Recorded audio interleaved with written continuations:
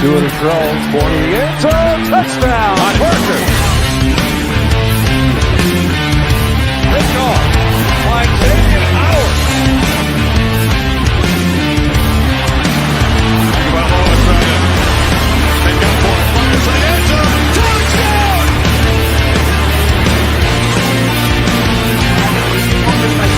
That's hard work.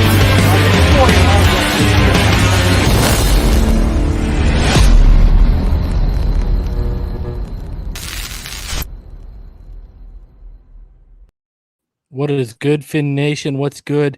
It's your boy Reason, and we're back here for another one. And tonight I'm joined by the homie Neal Driscoll of sportsrants.com for a very special episode. We're actually going to be doing a dueling mock draft. We're going to have trades, and we're also going to be doing 2 full rounds for you guys tonight. So I really hope y'all enjoy what we're doing here, because it's kind of a new thing that we're introducing here to the YouTube community a little bit. But how you doing tonight, Neal? How's everything going over there? Doing awesome, man. Thank you for having me, and congrats to your new home and all the success you've been having, man. Every time I look on Twitter, you're doing something new. Got a new show, new host with you, Richmond Webb. Congratulations to everything you got going on, man, and I really appreciate you bringing me on tonight. I always love having you on, man, and thank you for the kind words, bro. You know, I appreciate you. One of my favorite guests and one of my favorite people in this community. You know, we've grown. I consider you a friend. I don't just consider you an acquaintance in this community. So you're good. You're a good human being, and you're also a good follow for anyone out there. You can check down in the description below. You can follow Neal Driscoll on Twitter at Neal Driscoll. He's always a good follow to follow along with on Twitter, though. You know, we were talking about it, man. The toxicity of Twitter, we need to take a step back and a break from it, man. You know, I do it too. I usually take like a Sunday, you know, weekends. I'm very sparse on Twitter because I kind of like to detox from it, as bad as it sounds. You know what I mean? So I get it, man. Yeah, just been kind of laying back a little bit. You know, it's also the misinformation season. So, you know, a lot of lies and rumors out there. So, I try to, instead of focusing on Twitter during the couple weeks leading up to the draft, just read some of that good draft content out there. A lot of great people in the community putting out their, you know, their draft guides, their publications, a lot to read, you know, a lot to look in. And you know, I love looking at other people's perspectives. You know, I in no way consider myself an expert. You know, there's people that I'm fans of, you know, and I jump and read, you know, whether it's Dane Brugler, Matt Miller. You know, there's some new publications coming out. The Simon from 3 Yards Per Carry is putting out one that the Gridiron. Pre-ordered. Yeah, I can't rate. You know, Simon's perspective is different than most, and you know, he's always good at finding those diamonds in the rough. But you know, there's a lot of good stuff, and you know, I'm really sick and tired of just arguing whether Tua is the quarterback of the Dolphins or not. I'm wearing his jersey versus my usual button-up shirt tonight, and you know, respect for Tua. You know, he's the quarterback. I don't think that's changing anytime soon, and you know, it's kind of, if you don't like it, leave it, you know? So I'm not like, the Dolphins are not drafting a quarterback in the first round of this draft. Every move they make have screamed that this is Tua's team. That's it. I'm not arguing it anymore. I'm retired from arguing about it. Like, he's the guy, and I'm enjoying that ride, and I can't wait for year 2. I agree with you, bro. The leap in here too, the way he's been, bro, he looks like he's the hardest worker in the room right now. It's crazy. That guy is, you know, he looks like he's got I know he's the most humble guy in the world, and he'll never ever let us know, but it looks like internally he's got a chip on his shoulder, and he's been hearing all the nonsense. And it's what Richmond said. It's the equalizer, man. Someone's got to pay for all this.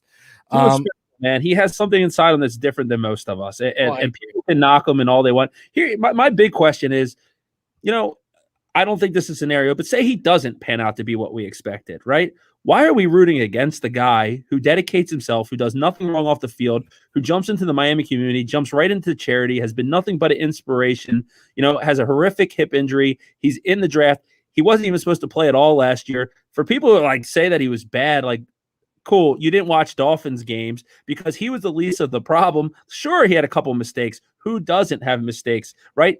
Is Pat Mahomes a Super Bowl champion this year? I don't think he was, right? So he made mistakes. We live in a world where it's just like you're either the best or you're nothing. And this guy's a rookie with no offseason coming off a hip injury. And like, you know, everyone can say their excuses, But in the NFL, it's a lot different. It's not like you go out in high school and you're better than everybody else. And, you can come and you could be, you could party all night, walk on the field, run for 250 yards.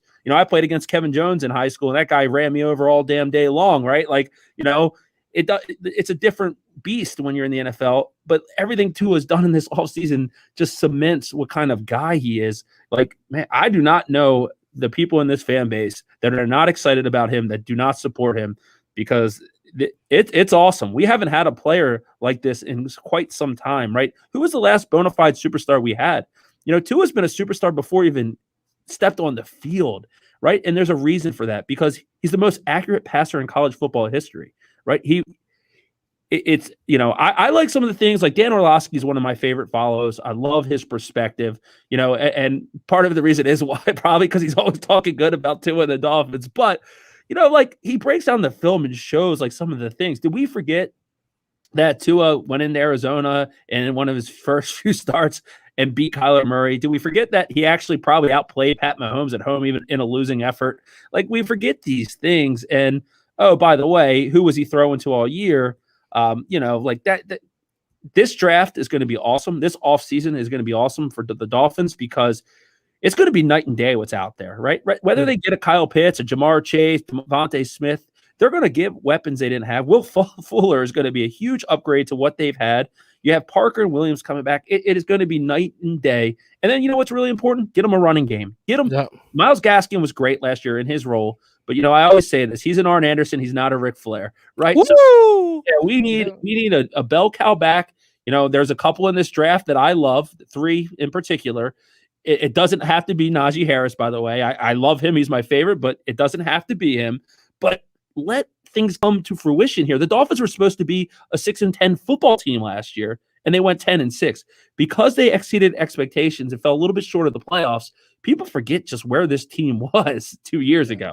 Remember, we couldn't get a win. We were losing every game. We were the laughing stock. You didn't even want to watch the highlight shows because it was going to be somebody ripping the Dolphins. So, like, I'm actually more excited about Tua now than I was the day we drafted him, if that makes any sense, because I know that he's going to be healthy. And that was the question mark everyone was asking. Mm-hmm. He proved he can stay healthy. It wasn't like he was, prancing around. He was diving, making cuts in the open field on Budda Baker. Like, he showed that he's going to be healthy.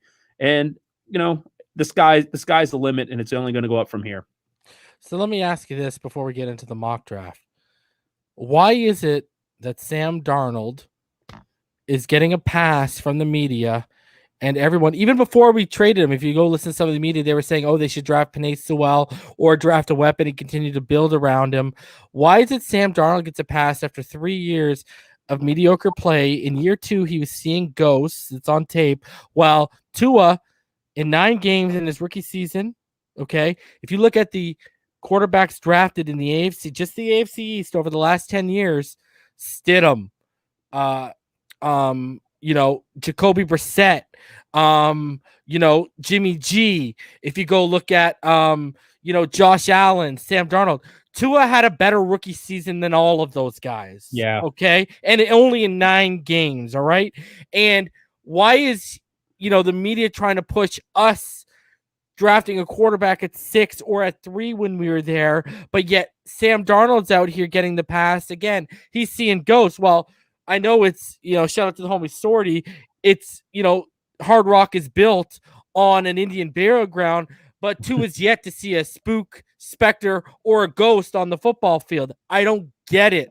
Why is everyone so trying to push the narrative to us, the fans, and stuff it down our throat? Because the thing is, you kind of touched on it a little bit, Neal.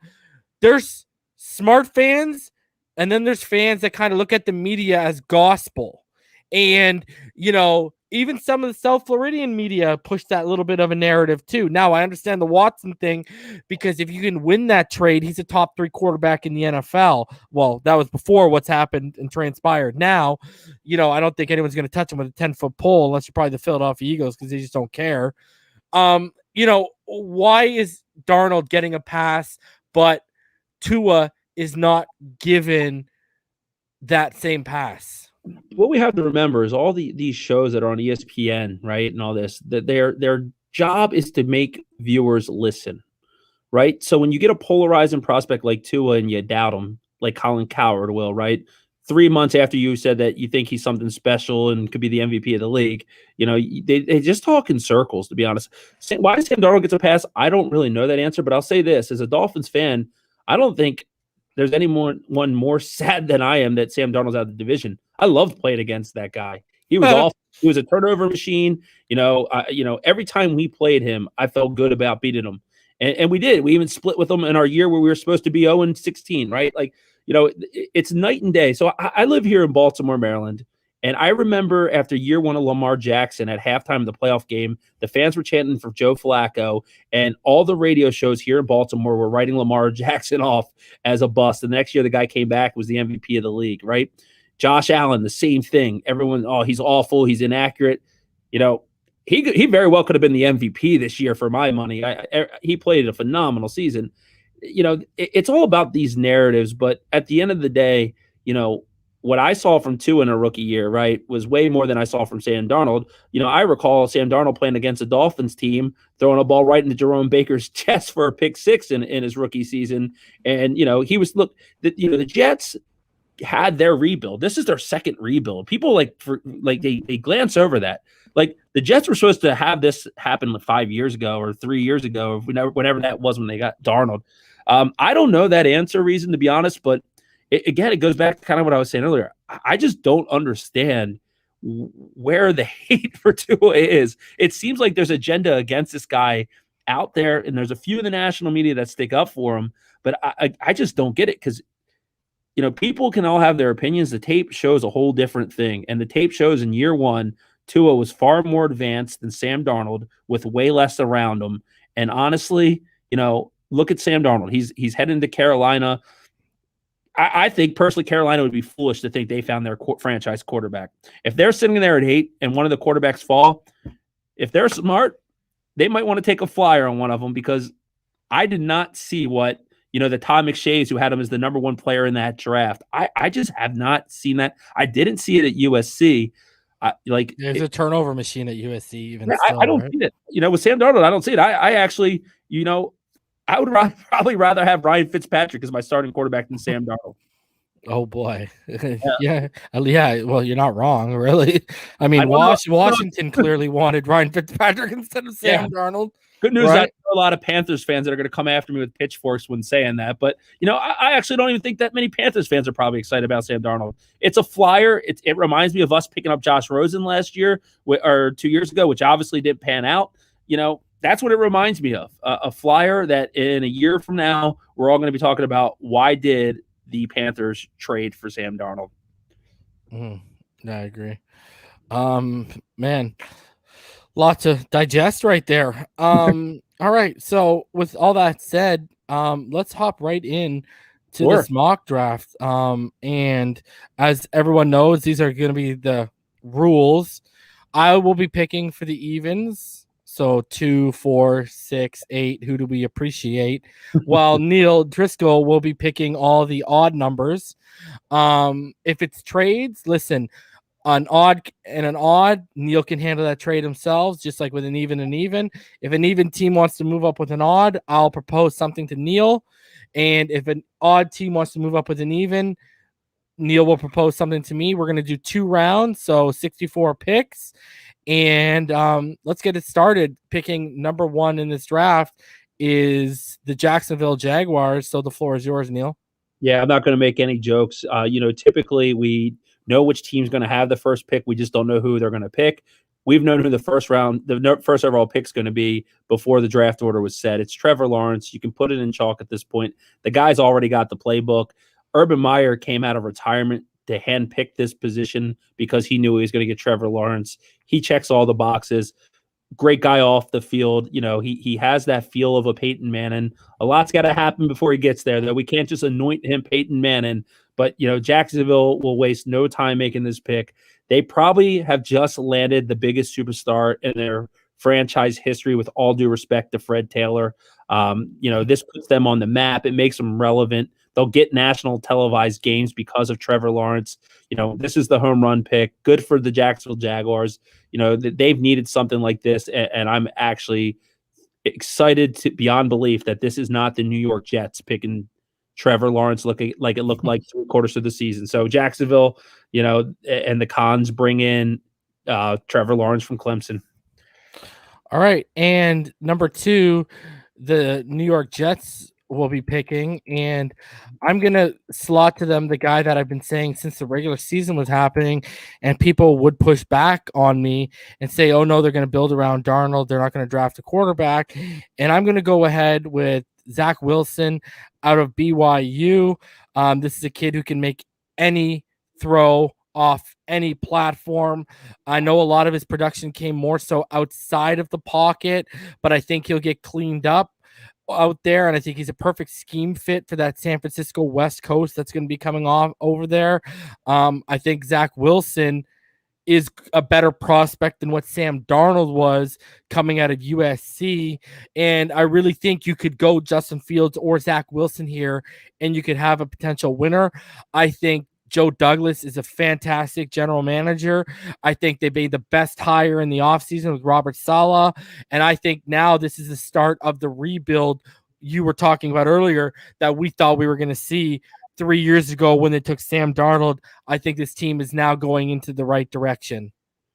Yeah, and reason you were one of the first that I saw on the train for Zach Wilson. So definitely kudos to you. But yeah, I think this pick's in chalk at this point too. We heard the rumors with Deshaun Watson and the Jets. I just don't think that was ever really real. Even if this allegations and what he's facing didn't come up, Zach Wilson looked awesome at his pro day. As a Dolphins fan, sure, it's hard to see that, right? But the one thing I'll say is, I hope that he turns out to be the next Kyle Bowler who had a great pro. But if you're a Jets fan, you should be excited. That's a good pick. You nailed it. The best head coach hiring in the offseason. I really like the Carl Lawson sign. I think the Jets have done a lot of good things this offseason. So I'm up, I guess, with number 3 here with the 49ers. And I just want to clarify that I'm picking what I think is going to happen, not what I would do as the GM, because I know who I would pick here, and I would pick personally Justin Fields with this pick. I think I've seen enough of him on tape and, in some big moments to think that he's the guy. I think where there's smoke, there's fire. And I think it's absolutely crazy that San Francisco traded 3 first-round picks for this pick, and they are going to select Mac Jones, quarterback from Alabama here. But, when you read the people that are really plugged in this industry, every one of them is saying Mac Jones is the pick here. And my question is, with us knowing that Trevor Lawrence and Zach Wilson are going 1 and 2, what smokescreen do the 49ers have to have at this point? Who are they fooling? They're not trying to trade back down after trading up. For me, this is a reach of Stretch Armstrong capacity. But at the end of the day, I think this is the guy that they have the vision. He fits the Shanahan scheme. They have a new quarterback. Jimmy G will probably start and be on a short leash here.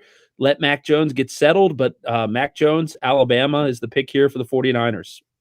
And, I mean, you're talking about hoping Zach Wilson turns into Kyle Bowler. Considering we have the 2023 first, I hope they pick Mac Jones. Okay. like go, all the power to you. Okay. I was, you know what? Hey, so now sitting at 4, I am going to have Atlanta bring home the prodigal child of Atlanta when it comes to the quarterback position, and a kid that they can, sit behind Matt Ryan for the next 2 years, groom. He can work on getting that the top of his release point a little bit sharper. I'm going to have them take Justin Fields, the Georgia boy, at number 4. I think that's a match made in heaven. I'm a little bit different. I don't believe the Mac Jones stuff for an instant. I think it's going to be Justin Fields at 3, but because of how this board is falling, I would actually probably have them take Justin Fields or Trey Lance at 4 or trade back if they were offered something. But because of Carolina signing Sam Darnold, I don't think they're going to trade away the farm.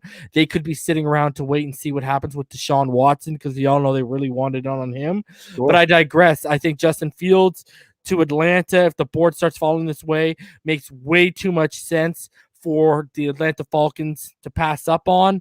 I know they were at Justin Fields' pro day today, along with San Francisco and the New England Patriots. So I'm going to have Justin Fields going number 4 to the Atlanta Falcons.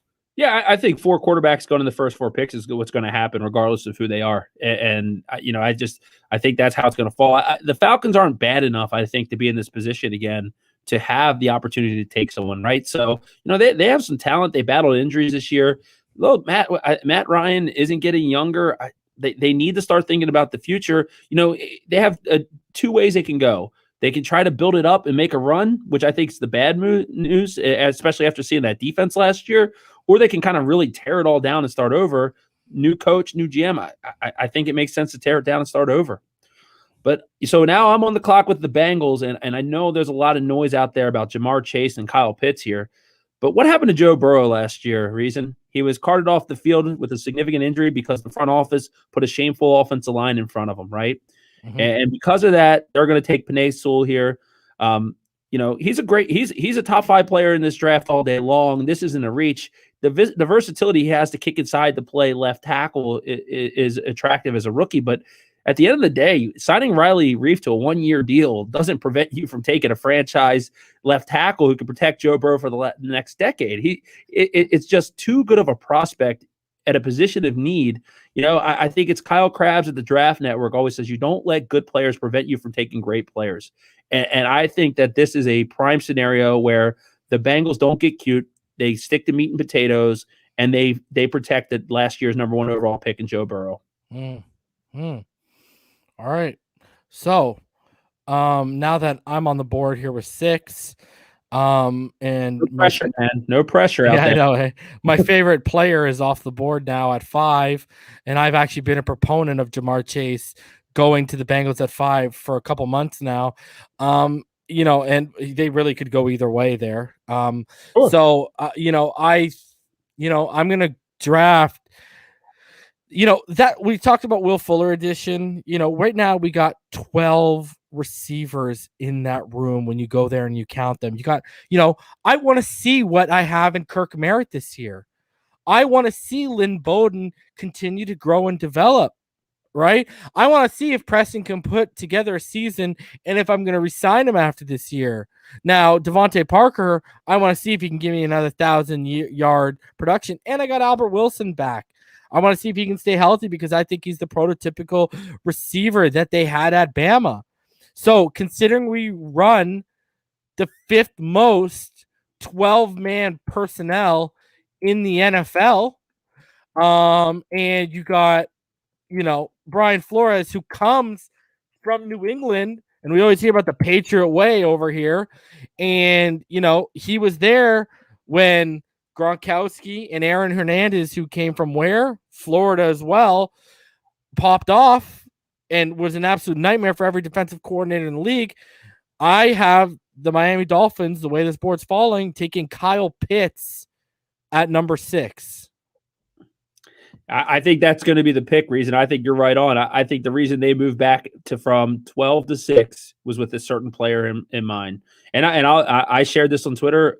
Someone that I trust has told me that Jamar Chase was their target a few weeks back.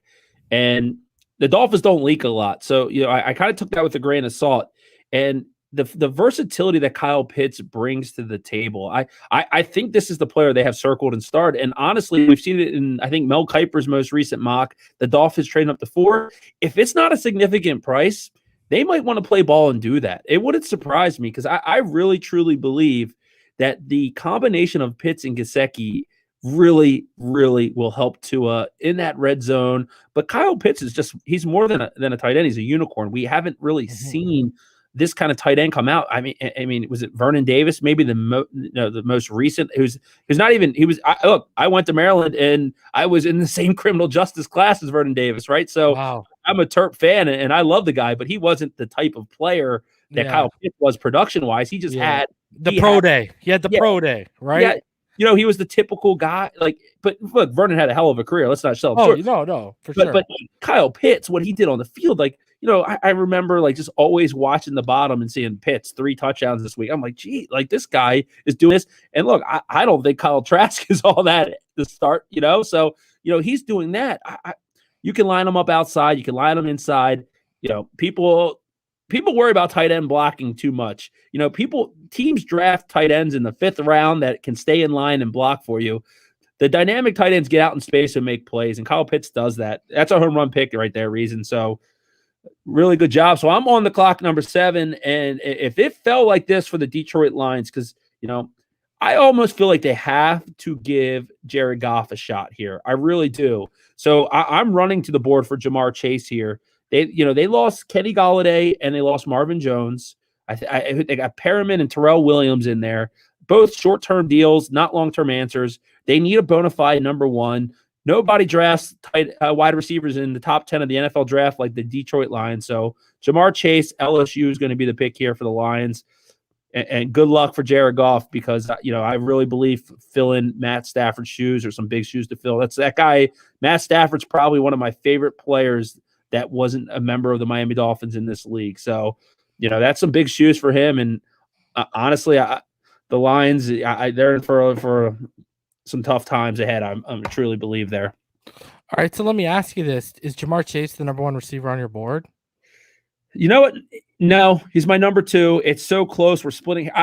The 3 top receivers for me, you know, obviously the both Bama guys and Jamar Chase, and there's Rashad Bateman out there. You know, it's really hard to mess it up with any of those guys. You know, like, as much as I love what Smith did last year and Chase did 2 years ago, part of me deep down really believes that Jalen Waddle has the potential to be the best of this draft class. That speed, the elusiveness in the open field, you know, he's just a game changer.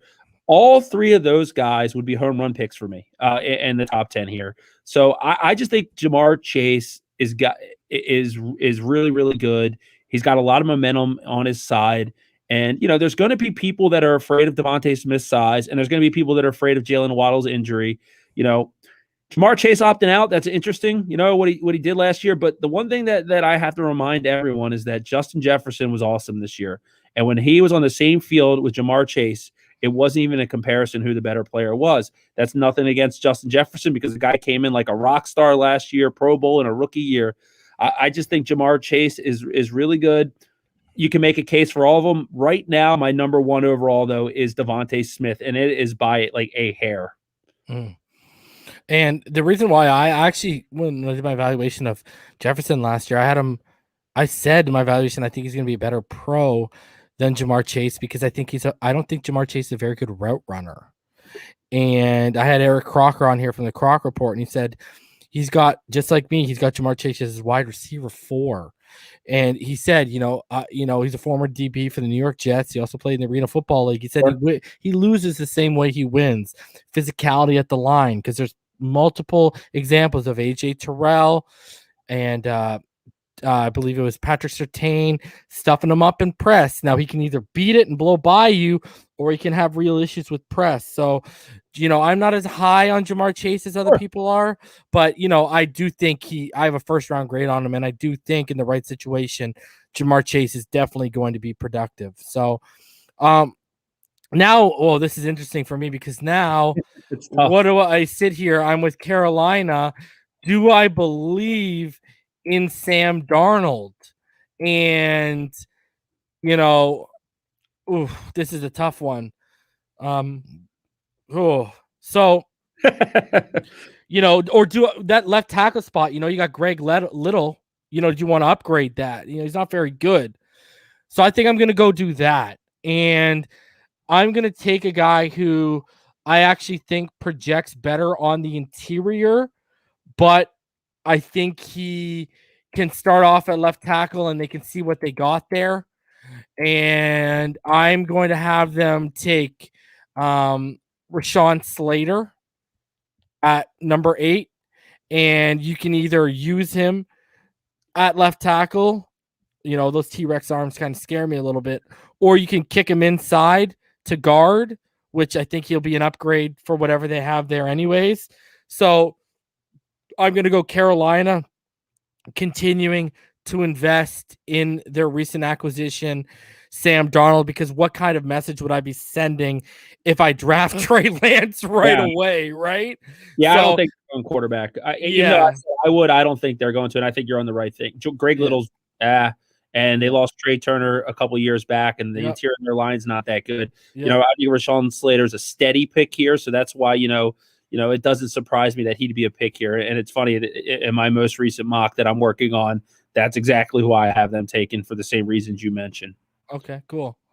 All right, so I'm on with number 9, and so you were talking about what we believe in. I'll tell you what, I don't believe in Drew Lock, and because of that, the Denver Broncos are going to take Trey Lance here.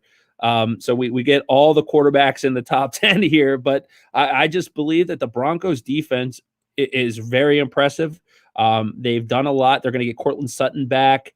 They have Noah Fant. They have Jerry Jeudy. Their offensive line's pretty good. They get Juwan James back, who opted out last season. I think the missing ingredient for them is a quarterback. And in that division, when you have the likes of a Justin Herbert and a Patrick Mahomes, you need more of a dynamic option there. Drew Lock, he's shown some glimpses of being, a good starting quarterback, but the bads outweighs the good for me. So, the Broncos are going to take a quarterback here. I think Elway really needs to get that quarterback position right here. Their head coach, Vic Fangio, isn't getting any younger. Their window could close pretty quickly, and who knows how much longer Von Miller is going to be there, right? So at the end of the day, I think the offense needs to catch up to the defense. And if they want to do that, they need a little bit more of a dynamic player at quarterback. Mm-hmm. Yeah, and you know what? I actually think, I think Trey Lance has all the tools and to surprise people. And I think when it's all said and done, I would not be surprised if Trey Lance is in the upper echelon of this draft class when you talk about quarterbacks out of it. Sure. Yeah, absolutely. I really don't think so at all. So at number 10, I did this in my first round mock, my version 1.0. I'm going to do it here again because it makes way too much sense for Dallas, to do this. I'm going to have them pair Trevon Diggs back with Patrick Surtain the second, because I just think, like I said, it makes way too much sense for what they want to do. So, you talk to any Dallas fan that talks to Dolphin fans, they hate the fact that we have Byron Jones. That really hurt their defense. I believe Jerry believes that that offense can carry them, but that defense clearly needs upgrading. And the other thing we know about Jerry Jones is he likes names. He's always a stickler for names, and Patrick Surtain has the bloodline. He's not my personal cornerback one. That would be JC Horn. I actually have Patrick Surtain as my cornerback 4.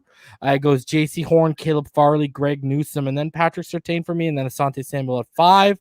But I think this is going to be the pick, so they can pair him back with Trevon Diggs, familiarity, etc., etc. So I have the Dallas Cowboys taking Patrick Surtain the second at number 10. Yeah, you know what? I'm happy that the Dolphins don't need a cornerback after looking at this class. I watched these top Alabama and LSU receivers just abuse all of these first-round corners, right? And they all have good tape. They all have bad tape. I think one of the most talented could be Caleb Farley, obviously coming off an injury. But, to me, I'm with you. It's rich for a cornerback here. I don't think the Cowboys have a lot of options here. They need to fix that defense. Their offense is going to be as competitive as any offense probably in the league, but they can't win with that defense. Honestly, they had a huge contract miss with DeMarcus Lawrence. I don't know what happened there. He's a good player. So something's not working there. They're old. They're injured and old at linebacker, and the back half of their defense just needs a lot of work. So I think you're on the right page there with Surtain, and you're Jerry Jones. He wants a big name. If tape is even, they view Horn and Surtain as evens on the field. They're going to go with the name recognition, that star on the helmet, sell a bunch of jerseys and merchandise, and make some money off of that, right? Yeah. But okay, so I'm on with the Giants at number 11, and I'm going to take who I think is the best defensive player in this draft, and Micah Parsons, linebacker from Penn State. And for various reasons, he can line up as a linebacker, but when you watch tape of him, he's probably in the top 3 pass rushers in this draft as well. He has the DNA makeup that Dave Gettleman would be attracted to. What he did at his pro day for his size is absolutely mind-boggling. And I just believe that this guy is one of those players that we're going to look back in 3 years. He's going to be one of the best players in the NFL defensively. He's the next generation of linebacker for me. I just think he's a home run pick here for the Giants. Yep. And then I think, it's crazy you say that because I compared him. My comp for him was Lawrence Taylor light. Yeah, no, yeah, it makes sense. And you know what? That's a team where they need as much of a defensive upgrade as there is possible right now. They're getting they have the surplus of weapons, but yeah, Micah Parsons at number 11. That's a team I don't have him falling past them. I don't see how that happens. You know what I mean? Unless they go corner, maybe, but. I think Parsons makes way too much sense at 11. So I'm right there with you.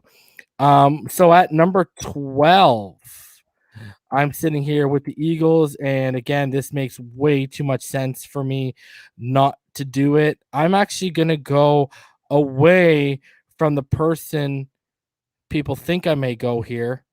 And I'm going to take my top receiver because he's kind of what they're missing there. And he could bring back flashes of what Deshaun Jackson used to do for them, and that's the receiver out of Alabama, and that's the return specialist as well as fantastic wide receiver. And that, my friends, is Jalen Waddle at 12. I think he just makes a lot more sense than Devontae Smith here. So yeah, I'm going to take Jalen Waddle at 12. His understanding of angles. The guy has a high aptitude. He's a very good route runner. You go look at what he was doing before he got hurt. He was putting up fantastic numbers. He had more yardage and just as many touchdowns as Devontae Smith on 13 less receptions before he got hurt. I truly think if he stayed healthy, Devontae Smith does not win the Heisman. So I'm going to go Jalen Waddle at 12 to the Philadelphia Eagles. Yeah, he was my pick at 13 if he fell, because I just thought with Herbert's arm and him being a compliment to Keenan Allen, that would have been a home run. So that's who I had lined up. But, I think when you see a lot of mocks, and I have the Chargers here at 13, you think they're going to go left tackle in a lot of cases. And I think they're a trade-up candidate if Penei Sewell does fall. If the Dolphins go pass on him at 6 and he's there at 7 or 8, I could definitely see the Chargers picking up the phone and making a move up. But, I think here, they lost their best cornerback this offseason as well. So I'm going to give them J.C. Horn in kind of a surprise here. I think that they have some good weapons on the outside. Austin Eckler's a serviceable running back. They at offensive tackle, Sam Tevy and Brian Bulaga isn't going to wow a lot of people, but they definitely got Corey Linsley in the offseason to bolster that line. I think they need a shutdown corner, especially when you play in a division with Pat Mahomes. If you want to compete, you need to stop the pass. J.C. Horn is like you said, one of the top cornerback prospects here. So the Chargers are going to make J.C. Horn their new lockdown corner. Oh wow, that's a massive off the cuff. Didn't expect that one. I thought it was going to be Christian Darrisaw locked in. So wow, that's huge. So I'm gonna have these mocks though, right? Like they don't go as planned, and draft night doesn't either, right? Like we see all these like I try to do a mock that makes sense, like fill position need with the best player there. But then when draft night comes, it never goes that way, right? There's always that. You remember when we drafted Tunsil, like we had just signed Brandon Albert. It was like we're not going to go offensive tackle, right? And then boom, it happens. And now it tends to be the best pick maybe in recent Dolphin history for what that pick has manifested into. But yeah, like that's why like I try to give a little bit different of a perspective sometimes because I think it's like the old Mike Tyson adage, like everyone's got a plan to get punched in the face, and things change quickly on draft night. Oh, hey, bro, I'm not. Yeah, hey, you're not. You don't have to explain it to me, bro. I get it. I just, I guess it just, you make a lot of. And what's the thing is, you made a lot of sense with your pick. You just didn't make it, to say, okay, let's make that pick. So, all right. So now Minnesota on the board at 14, and the phone is ringing for teams to move up right now for Devontae Smith, who's sliding. But I will have them stay here because, I mean, who's their left tackle right now? It's Rashad Hill. Okay. Rashad Hill is not a very good player. So I'm going to have Minnesota right here because of LA passing on taking a left tackle. I'm going to have Minnesota take a left tackle here, and I'm going to have them take Christian Darrisaw, my OT3, out of Virginia Tech, just because it makes a ton of sense when you look at what their offensive line looks like right now. So, I think the phone's going to be ringing a little bit here for Devontae Smith because he's sliding a little bit. Due to his size, due to how the board's falling, whatever the case may be. But yeah, I'm going to take Christian Darrisaw here at number 14, which I think is a massive upgrade over Rashad Hill. Obviously, that goes without saying. Yeah, absolutely. Well, the phone's ringing right now, but it's not a team to trade up. It's Bill Belichick calling his friend Nick Saban and saying, hey, Nick, why is this guy Devontae Smith, who just caught 20 touchdowns, still on the board? And did my quarterback's, favorite slot receiver, Julian Edelman, just retire this week? So the Patriots are going to run to the podium here and take Devontae Smith. The Patriots spent a lot of money this offseason. The one thing I like, even though it was very expensive, was the pairing of Jonnu Smith and Hunter Henry to give them that two tight end dynamic again. But, on the receiving court, they need some help, right? And especially when it comes to somebody who can operate in the slot, get open, and make some things happen after the catch. So, the Patriots, they're going to be stuck with Cam Newton for another year, but they are going to get a slot receiver. And if Newton doesn't pan out, whoever that quarterback is of the future for the Patriots is going to be walking into a pretty good situation for themselves. Man, now you look at the weapons that Cam has at his disposal. Yeah. No excuses, Cam. None whatsoever. I don't want to hear nothing. The problem with Devontae Smith is he's got Cam Newton throwing to him. That's the only thing that's the only downfall he might see. Good pick though. So makes a lot of sense. So with me now sitting at 16 with Arizona, I originally had them. I thought Etienne would be the pick here. And the reports have come out that they're still looking at taking a running back, but I don't think it's as high of a priority right now. So I know he has the ACL injury from a few years ago, and I know he's now dealing with a back injury, but they are desperate at cornerback in Arizona right now.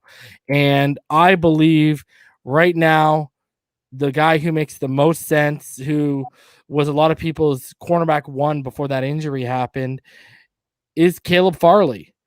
So I'm going to have Caleb Farley go number 16 to the Arizona Cardinals, and he can be that replacement they need and fill the void that was left due to free agency. So Caleb Farley at 16 to Arizona. Yeah, if he didn't have injuries, he wouldn't be on the board at this point. No. And when you have a position in need that big, sometimes you have to take the gamble. Look, Patrick Peterson is no longer an Arizona Cardinal, whether he was on the downside of his career or not. You can't just replace him with nothing. So it makes sense to me.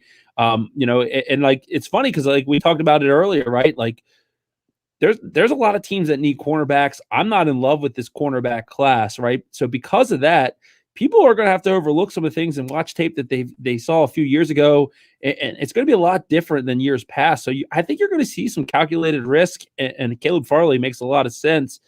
So now I'm Mike Mayock on the board for the Raiders, and this pick's probably going to smack some people in the face and be a surprise. But the pick here is Christian Barmore, defensive tackle for Alabama. I think he's liked way more in NFL circles than he is in the draft community.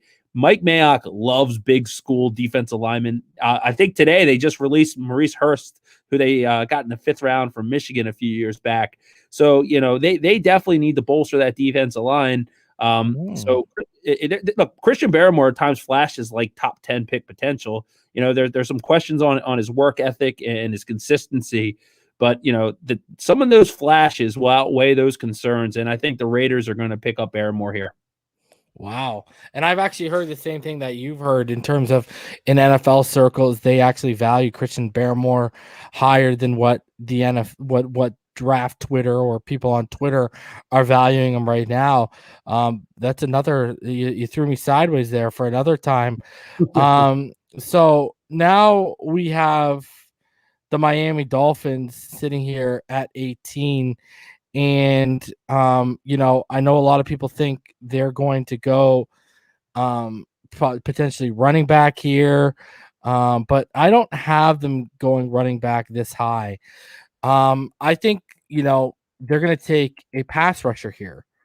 And I am going to have Miami take Azeez Ojulari out of Georgia, who can stand up. He can put his hands in the dirt. He's a very versatile guy who can set the edge. If people paid attention to my edge board, he was the number 1 edge on my big board. And I think Azeez Ojulari is a perfect scheme fit. You can rotate him in with Van Ginkel. And because Van Ginkel has never had more than 450 snaps in a season.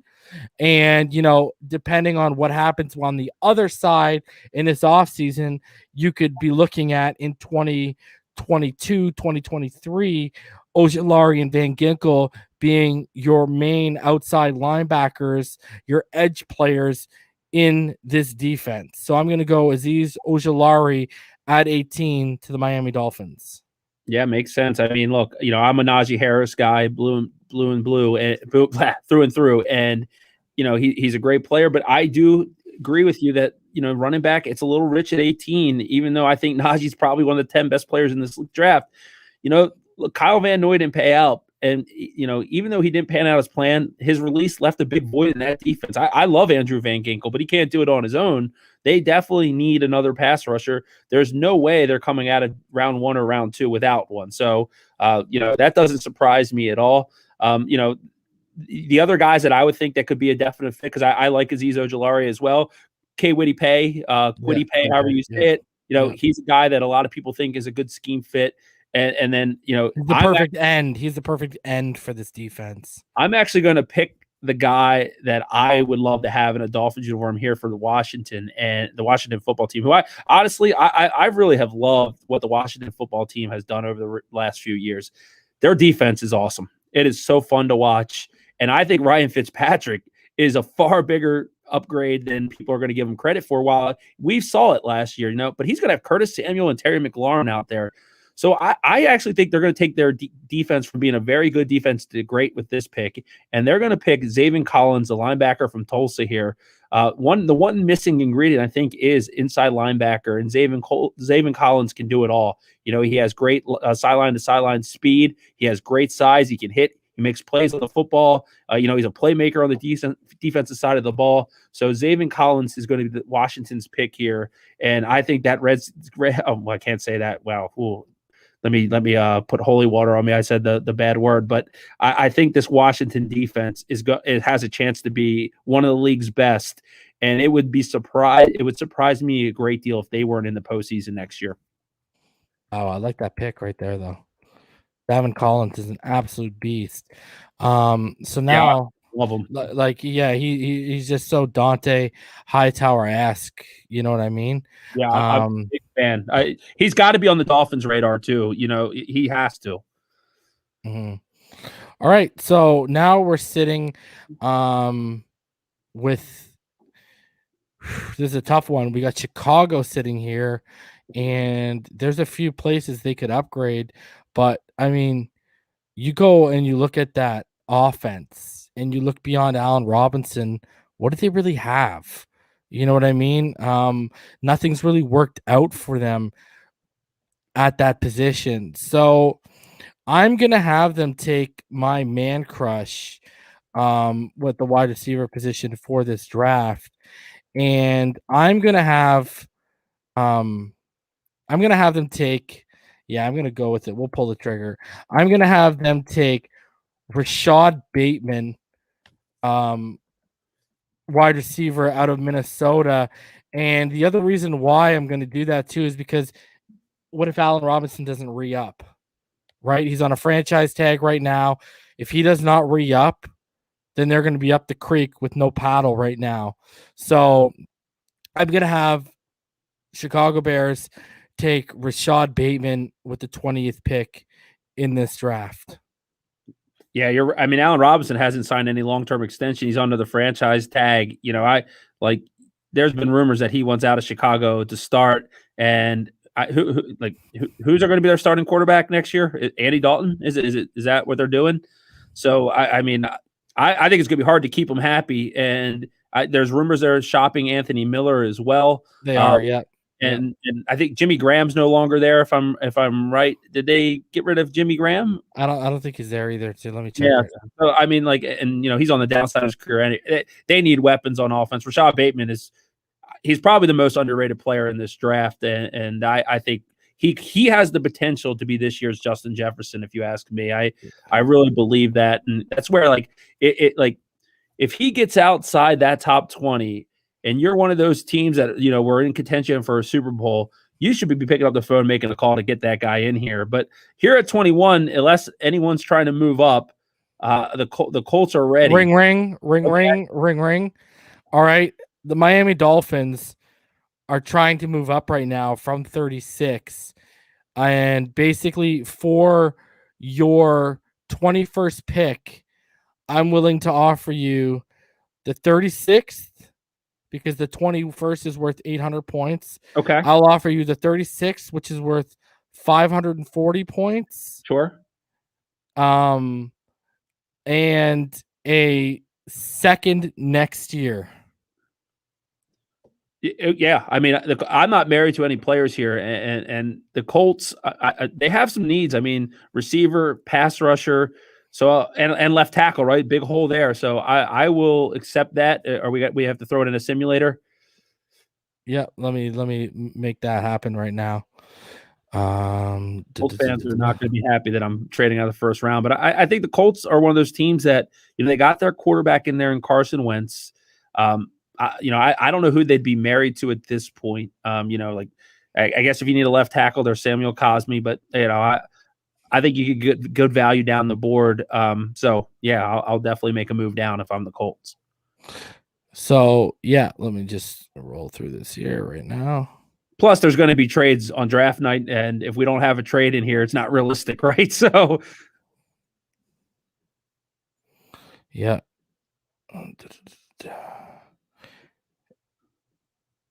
So 36.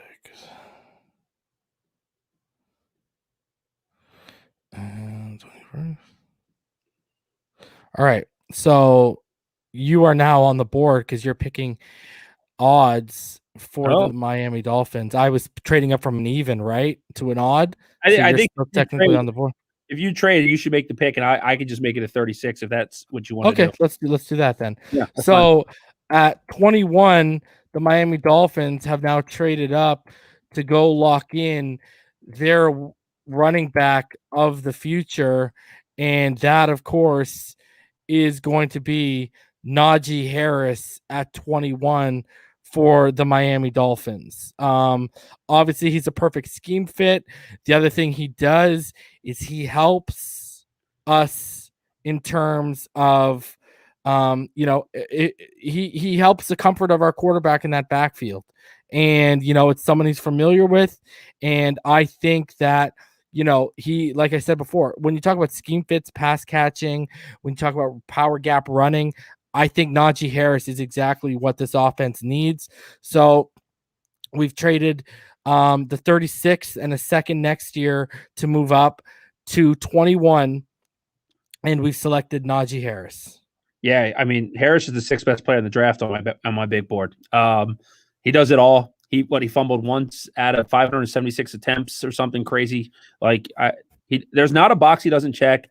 It's awesome that he's like great, with Tua off the field. That's all, those things matter, right? Like when you're trying to get a quarterback comfortable in the franchise. But Najee Harris is awesome, and he's the type of player that brings instant balance to an offense that, our running game has been not the best in the league for quite some time, if I'm putting it nicely.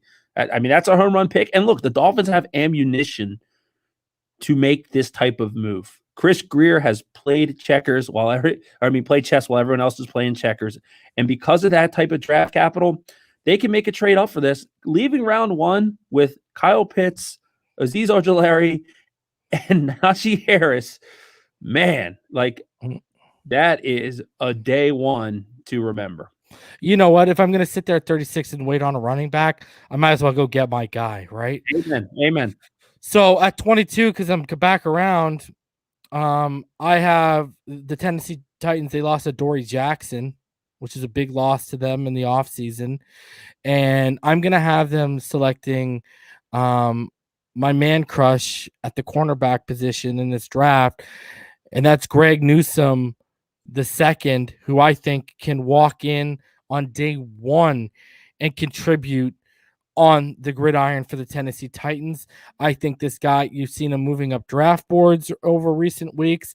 I think this guy's going to surprise a lot of people.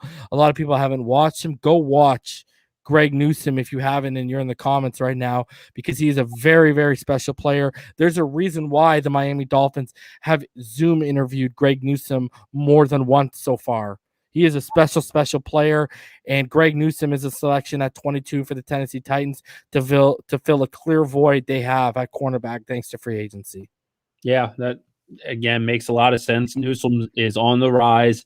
The Titans need the court. The Titans are one of those teams for me that could be really taking steps back. They lost Corey Davis. They lost Jonnu Smith. They lost a lot in their secondary. I think Kenny Vaccaro is gone. They lost Malcolm Butler. It's going to be interesting because now we're really going to see what Ryan Tannehill is in Tennessee, right? Without all those weapons. And at the end of the day, that team had a really good foundation, and it went away pretty quick. Now, they did add Bud Dupree to Harold Landry, and they have a solid pass rush, but they definitely need to get some corners in there. So that's a great pick. Jets on the board here with 23. I'm going to kind of take a risky pick here, but I think it is a chance to be an elite pick when I take Jalen Phillips from Miami here. Interesting story, right? Had a bunch of concussions, retired from football kind of at UCLA, then transferred to Miami, and last year flashed top 10 potential. Freakish pro day. Personally, I like to see a little bit more of a player before making a pick like that. But I think that he's one of those guys that has such a high ceiling that someone's going to take a risk on him. And if he pans out, right, the Jets have landed their franchise quarterback in round 1 and now have a duo of Carl Lawson and Jalen Phillips coming off the edge. And the Jets haven't had a good pass rush in quite some time. It's been Jordan Jenkins and a bunch of guys. So it's a risky pick. There's no doubt about it. But I think this is a pick that the Jets could make. You know what? And you kind of nailed it on the head. The duo of Quinn Williams and Jalen Phillips, if he can stay healthy coming off the edge, my friend. Yeah. That is a scary, scary, formidable duo that the Miami Dolphins would have to now deal with. Yeah, can we go back and take all those trades back and then take Penei Sewell at 3 and just reverse all this stuff? Just joking. Oh, man.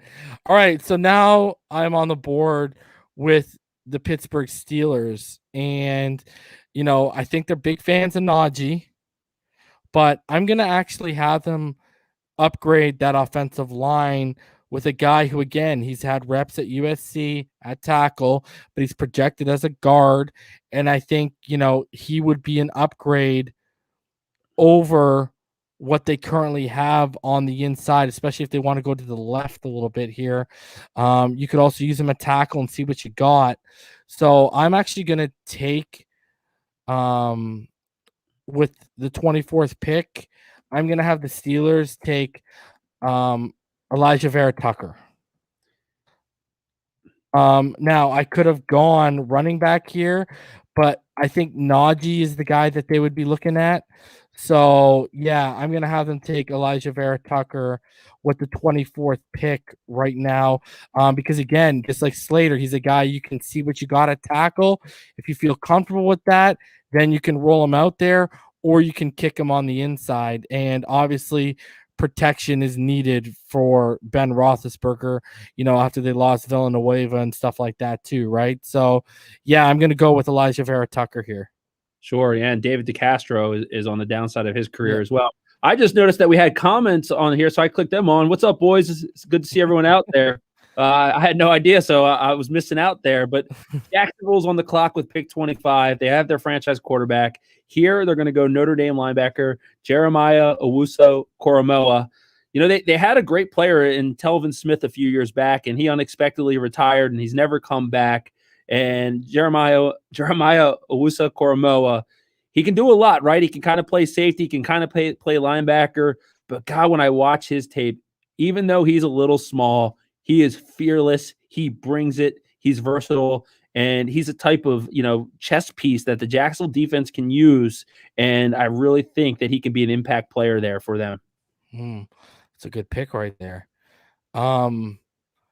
All right, so now I'm back on the clock here with the Cleveland Browns, and the slide for one of the better edge players in this draft stops. And, well, you know what? Never mind, scratch that, because they signed Jadeveon Clowney today. So I'm going to go away from what I was originally going to do here. I'm in quite a predicament right now with what I want to do here. I'm going to have them upgrade their linebacking core, and where I think they need some help right now. And I'm going to have them take one of my man crushes.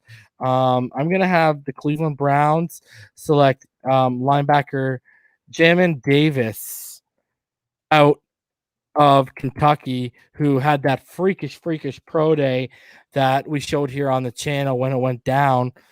So, yeah, I'm going to have Jamin Davis go 26 to Cleveland, automatically upgrade that linebacking core, hands down, no doubt about it. And hopefully, I would have taken Kwity Paye here if they did not just sign Jadeveon Clowney. But yeah, Jamin Davis, linebacker, number 26 to the Cleveland Browns. Yeah, it's a great pick. Browns linebacker situation's not good, but everything else around their team is starting to come together. I mean, look, Clowney wasn't the same player that we've seen, but him being playing opposite of Myles Garrett on that defensive line that has Sheldon Richardson, the Browns are making some noise, and if they have a solid draft here, they're going to be a tough out. Here at number 27, I have the Ravens, the hometown team here. God, if I mess up this pick, everyone that's from Baltimore that I know is probably going to be showing up at my door when I'm home. But, there's two positions here that I really think the Ravens could go. They need a pass rusher. They lost Judon and Ndakwe in the offseason. But the Ravens are really good at finding pass rushers later in drafts, right? They did it with Zadarius Smith. They did it with Judon. I am not a believer in Sammy Watkins. I think that deal was to satisfy this fan base and find someone who can move the chains. Terrace Marshall Jr. is coming off the board here. Lamar Jackson needs a true number one receiver. I actually am not as down on Hollywood Brown as most people. I think he showed some flashes while his hands are inconsistent. He wasn't known for being Jerry Rice. He gets open. He still has big play potential. Now we get a guy with some size who's a good route runner, and you know what? He has a nose for scoring touchdowns. Terrace Marshall Jr. is going to be the new receiver here for Lamar Jackson. That's good pick, man. All right, so now the New Orleans Saints are on the clock at 28, and this is a tough one because there's been a lot of rumblings, and I'm sure you've heard it, that they're intrigued by Kyle Trask. Now, I think this is far too high to take Kyle Trask, but the fact that they're intrigued, it makes you wonder if they're going to leap at that. Man, what I'm going to do here is I believe they lost Quan Alexander, correct? They did. Yeah, he got released, I'm pretty sure. Or yeah, they had to release him in a cap cut move. Yeah, and so they need a linebacker. And then they got Cameron Jordan. And my whole thing is here, do you pair Cameron Jordan with kind of what we did with the Jets there? You could go corner here, but I think corner's too rich for the guys who are left on the board because, Marshawn Lattimore is currently dealing with what he's dealing with. And, I think it's a little too high to go on interior for a guy like Levi and Ozerki right here. Now they got Demario Davis and they drafted Zach Bond last year. So you know what? I'm going to stop the fall. I like Cameron Jordan, and Marcus Davenport's pretty good, but I'm going to take Kwity Paye here. And my whole thing here is why I'm taking Kwity Paye at 28 is because, listen, there's still going to be another 30 or 40 million in the hole next year when the new season starts. What if Cameron Jordan becomes one of those cuts that they try to move off of so they can kick in a rookie contract?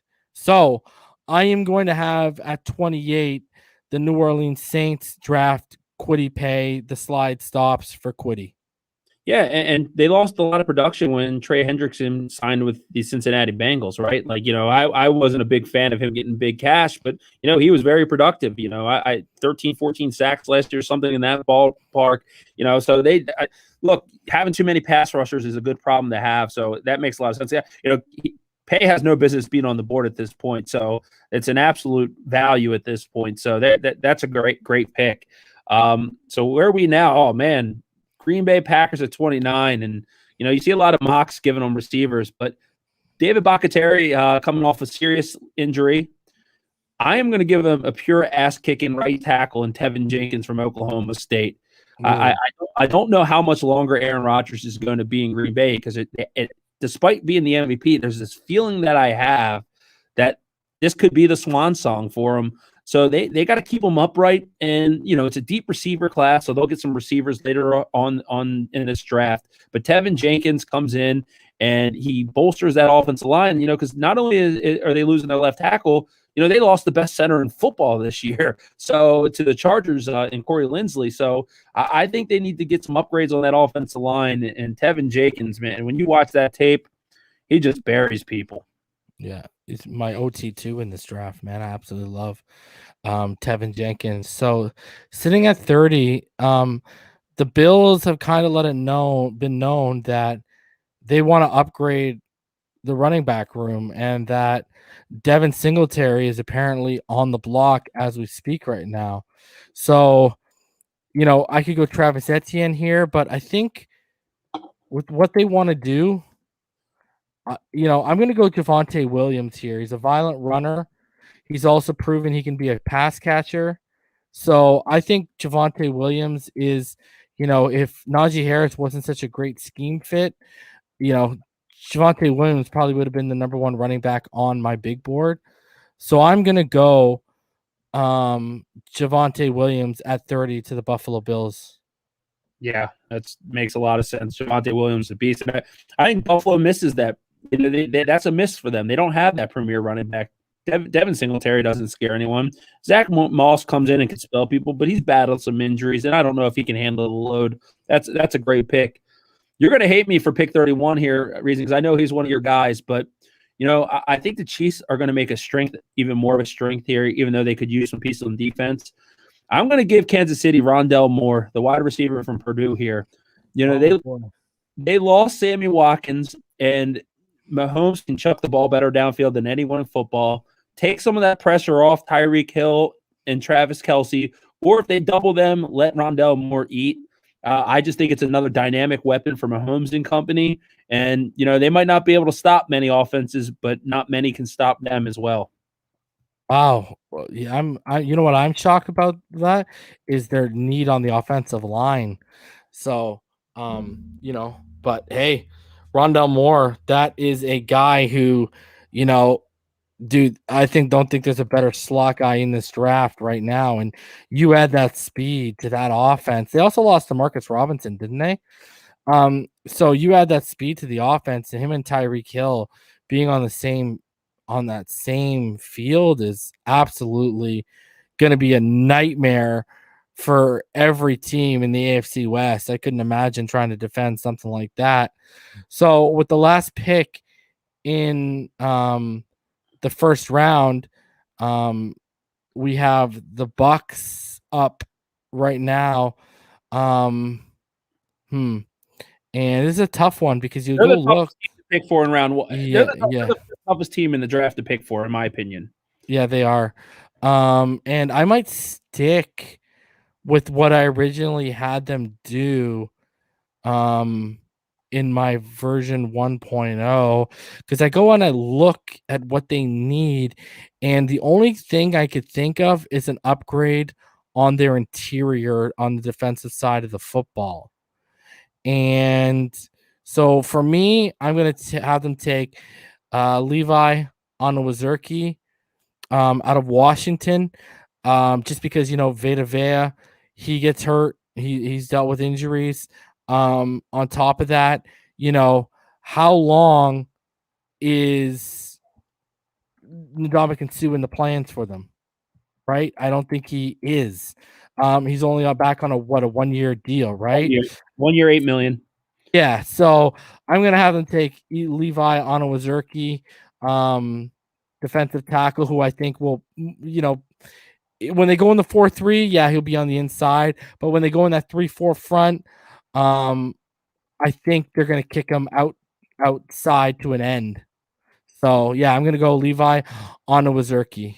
Yeah, 100%. This is a luxury pick. They brought everything back besides Antonio Brown from their Super Bowl team, and he's still out there, and they still could bring him back, right? So they're loaded. They're poised for a big run again. It's hard to repeat in this league, but they're as poised as anyone's been in recent history. So, adding beef on the defensive line, that is not a bad thing to do. And, the Buccaneers, God, you go from being kind of meddling in mediocrity to the Super Bowl champions who are in position to repeat. I think a lot of people out there owes Tommy Brady some apologies, because he is proving that he is no joke, and he is not a product of the system. He is the system. Mm-hmm. So Are we going to round two? Is that we're just going to keep flowing into round two here? You want to roll into round two? Yeah, I'm ready. Let's do it. Why not get everyone? Right. I think everyone else probably wants the second round. So, what I'm going to do here for Jacksonville is get that security blanket for Trevor Lawrence, right?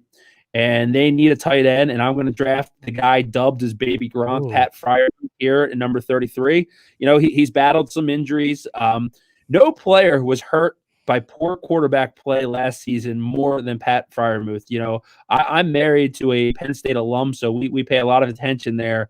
And, I actually thought of seeing what my eligibility looked like. So I was going to run to Happy Valley and try out myself, because it was absolutely abysmal. Sean Clifford, Gronk was open often and did not even get the ball thrown within range of him. He is a guy that has the makings of being a far more productive NFL player than collegiate player. And, the Jags need a tight end. And I think this is just a perfect marriage. Yeah, I mean, that's a very good pick right there. So yeah, I'm gonna go. I thought you were gonna go with him, but you didn't, just to surprise everyone, because you've been on a little bit of the shock value trades. So for me, at 34, the Jets need some weapons around Zach Wilson. Yeah, I think that's not even a question right now. You had them taking Jalen Phillips at 34. I'm gonna have them take the best running back left on the board, because who's their running back right now? LaMichael Pirine. Okay, we need a clear upgrade there.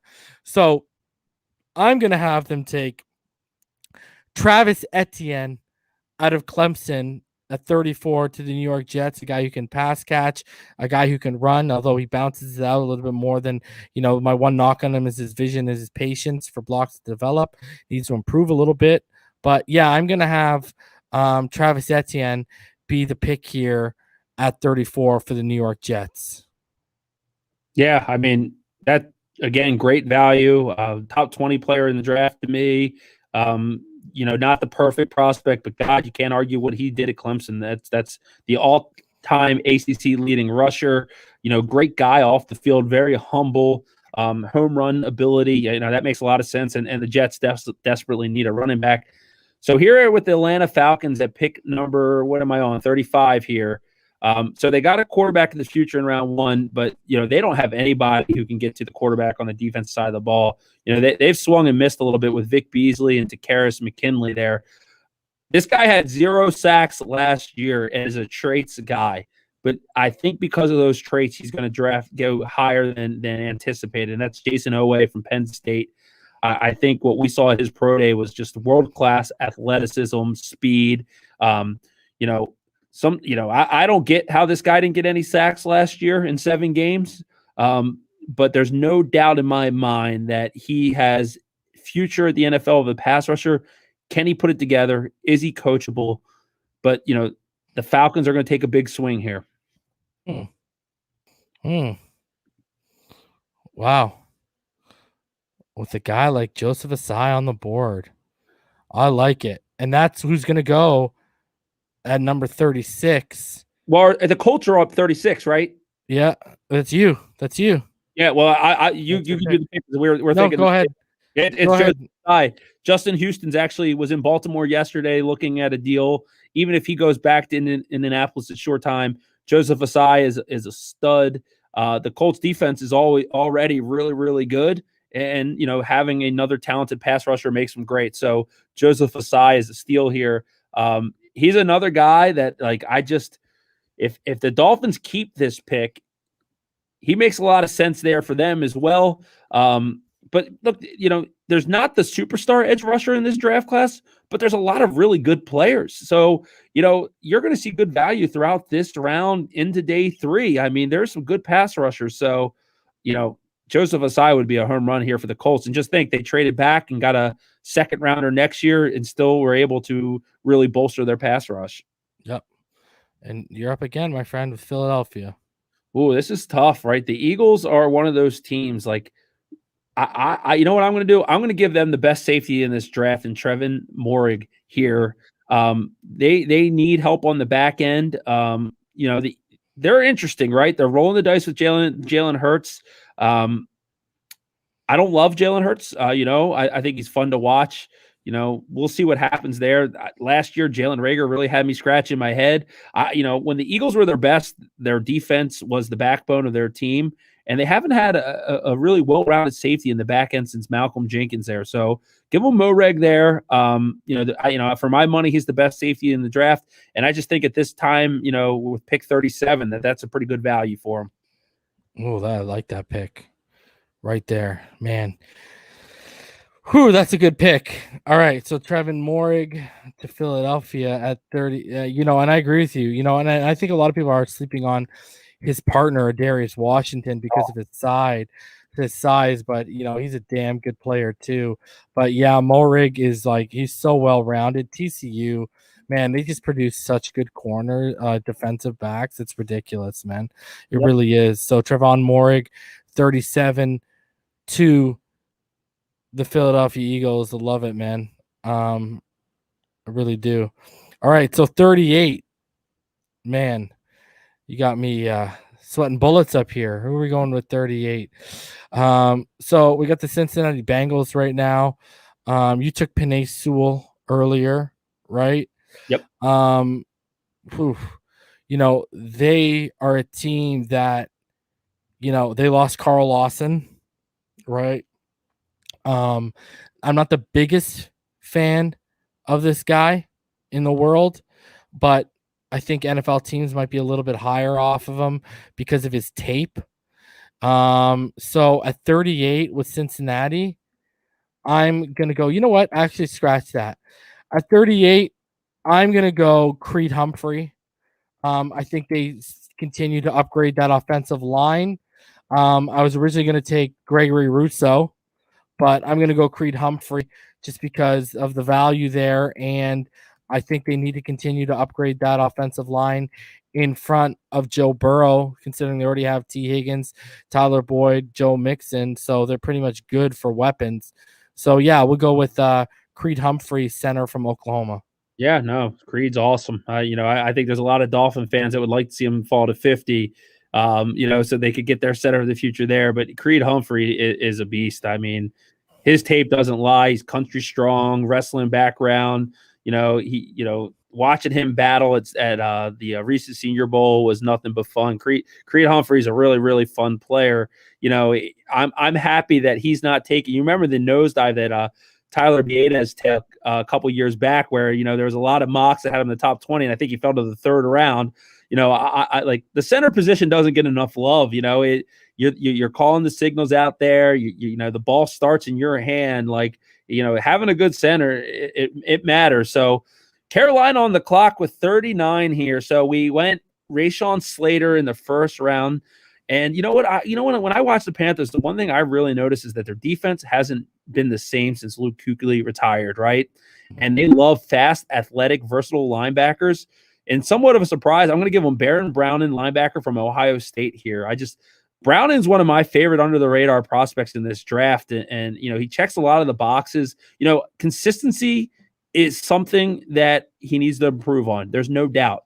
But that athleticism, that sideline to sideline speed, the nose for the football, the Ohio State pedigree, I just really think they need an enforcer in that front seven, and Baron Browning would be a nice pick here for them.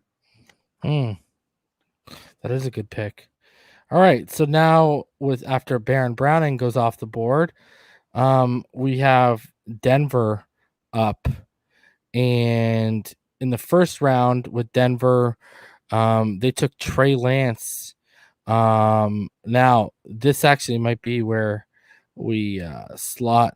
You know what? I'm gonna take. Let me just double check something here.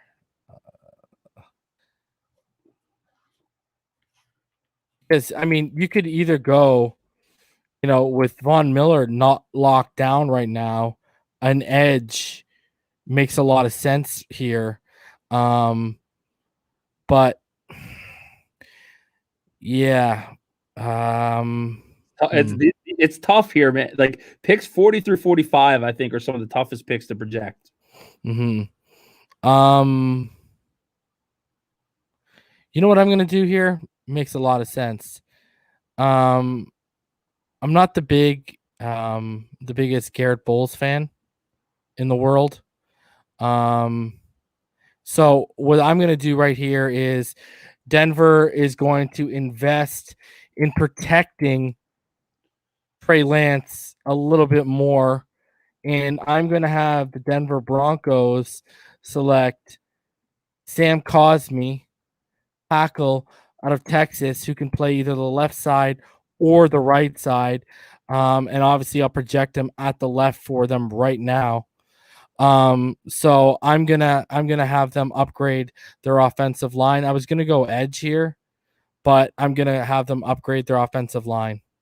Yeah, no, that's makes a lot of sense. Well, and also remember, Jawan James opted out last season, and he's in the process of winning the trust of his teammates back. There was a lot of public discomfort between James and his teammates after he opted out, where some of his own fellow offensive linemen were calling him selfish. So and he has a huge ticket, $13 million plus a year at right tackle. So who knows where he stands in the long-term plans in Denver. So I would say that they definitely could look at tackle, even though they just paid Garrett Bowles.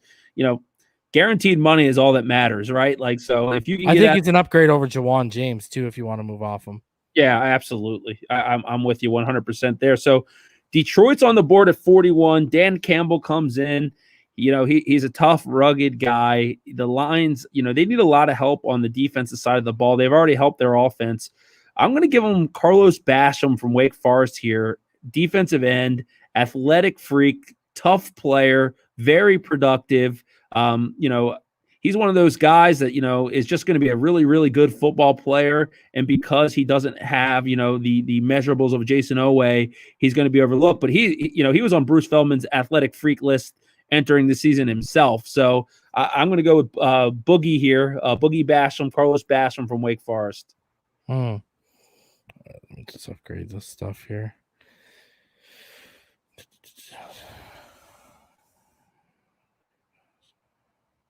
Boogie.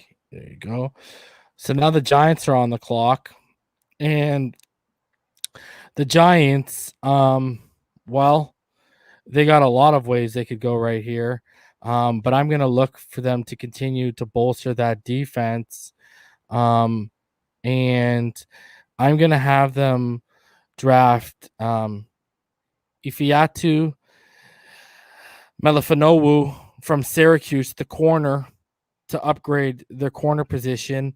I think, when you go look at what they have, they have Jabril Peppers. They're the ones that signed Adoree Jackson, I believe, too, aren't they? They did, yes. And I'm pretty sure Logan Ryan might be there as well. Logan Ryan is there, but I don't know how much time Logan Ryan has on his contract remaining. So I'm going to have them upgrade that because you can use him in the slot as well. And I don't know what the slot situation is right now. So I'm going to have the Giants upgrade the secondary even further and that defense, just because, I could have taken Gregory Rousseau here, but nothing makes me want to take that kid. I don't know why. Yeah, Not a fan. Well, he had that one season that was amazing, but no one wants Vanilla Ice, one hit wonder, Ice Ice Baby. They want you to do it more than once. So, it wouldn't surprise me if he had this type of fall. I mean, when you look at the top prospects in this draft, he's the name that stands out as somebody that could fall down the board here. So I'm on with the San Francisco 49ers here with pick 43, and I'm going to go and take Alex Leatherwood from Alabama, offensive tackle, offensive line. What I like about him is that you can start him in his career inside at guard. And, I think right out of the gates, he can play at a high level at right guard and even possibly at left guard. And then, they just, signed Trent Williams to all-time offensive tackle money. But, in a few years where maybe Williams is battling retirement, you could just kick Leatherwood outside. I think it allows San Francisco to play some bully ball on the offensive line there, bolster that run game. And, with a young rookie quarterback, going to get some playing time there in the near future, you really want to have that offensive line in place as teams like Cincinnati have learned the hard way. And now we got Dallas sitting here, and I'm actually, I'm actually going to stop. Oh man, I can't believe I'm doing this because I'm not a fan of this kid. I'm not a fan of him at all. But you talked about it. The DeMarcus Lawrence money hasn't really worked out for the Cowboys. And then you go look at the other side, who's opposite of DeMarcus Lawrence. And, the thing is, their linebacking core, it's decent. I think the secondary is what needed the most upgrading. But, their other end right now is Carlos Watkins. So I'm going to have them take Gregory Rousseau, the Edge Project, out of Miami. Yeah, another big name player. So, Jerry Jones wouldn't shy away from that pick at all. So we got pick 45 for Jacksonville here. You got Trevor Lawrence, a pretty good offensive line, but definitely could use some pieces. I'm going to take Landon Dickerson from Alabama here to kind of bolster that interior here. Look, if there wasn't for injuries, he'd be long gone at this point, right? He's had an injury-riddled collegiate career, but God, his tape is awesome. I love Landon Dickerson. I think getting, you leave this round of the draft for Jacksonville by getting him a go-to tight end in Pat Freiermuth, and you bolster the line here with Landon Dickerson. So, so far Jacksonville's done a good job of really supporting their new quarterback. Yeah, bro. You've handled all their picks, haven't you? I think so. And I like my job, but, to be an NFL general manager, I'll definitely listen. So if the Khan family's listening and Jacksonville needs a general manager, and they like this draft. Give me a ring, hit me up on Twitter. We'll schedule something. We might be able to work. Yeah, because man, if Dickerson stays healthy, getting him at 45 is an absolute steal, brother. Like absolute steal. Yeah, I'm with you on that. He's a guy that, there's not many teams in the league that couldn't use Landon Dickerson, if you ask me, because he could play. He's an awesome center. I think he could translate into. He has that feel of like a Ravens interior offensive lineman. One of those guys like Marshall Yanda was at Iowa as a right tackle. They kicked him inside, and he had this Hall of Fame career. He just has like that kind of feel to me. I like it, man. That's a great pick. Okay, so what I'm going to do here is, they lost Joe Thuney in New England, and I think a guy who makes a lot of sense here right now is Wyatt Davis, arguably, one of the best, let's call it pure guards, because if you're going to have Kick Slater in, you're probably going to have, him higher in terms of, as an interior player. So I'm going to go Wyatt Davis here. He can step in. He's an absolute beast. He can step in and he can take over for the void now left by Joe Thuney. And, they may have had a great selection last year and Michael Onwenu out of Michigan. And, they keep it going and they keep it rolling here with Wyatt Davis. I saw mock drafts midway through the collegiate football season where Wyatt Davis was going in the top 10 in mock drafts. Had a horrible injury to end the season, obviously. But this guy just is a plug and play, Pro Bowl level player who I truly believe is going to be one of the biggest steals in this draft. Injury aside, he was coming into this season as one of the most decorated interior offensive linemen in this draft class. And what happens a lot of times is when you're a really, really good football player, everyone tries to look for that new darling, right? And they put them above you, and you kind of fall a little bit because of that. That's Wyatt Davis to me in this draft class. And the Patriots, that makes sense. They would pick a guy who was awesome, that kind of just did his thing and fell into their lap. Makes a lot of sense.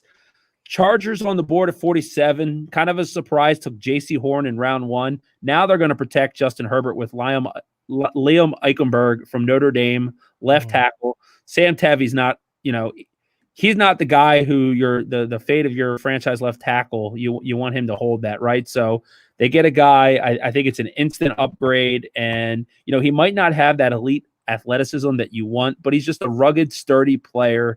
And, I truly believe it's an instant, plug and play at left tackle for them. And, they filled 2 of their biggest needs here in round 1 and 2. Nothing sexy, but, it gets the job done.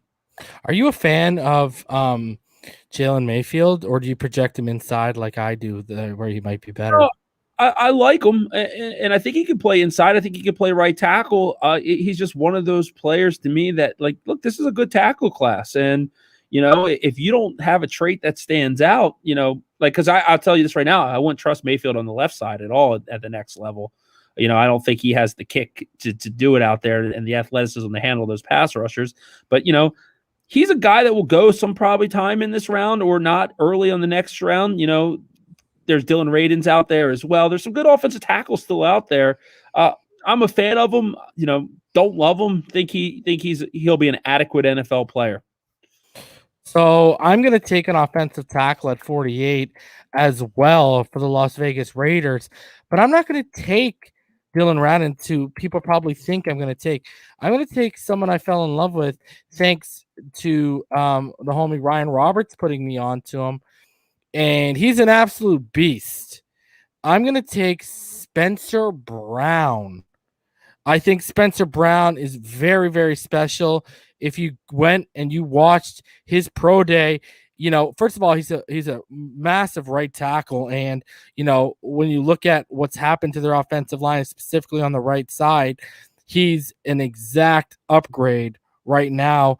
I think Spencer Brown is going to be special at the next level. He's my OT5. I think Spencer Brown here, because another thing too is Mayock and them always go off the cuff.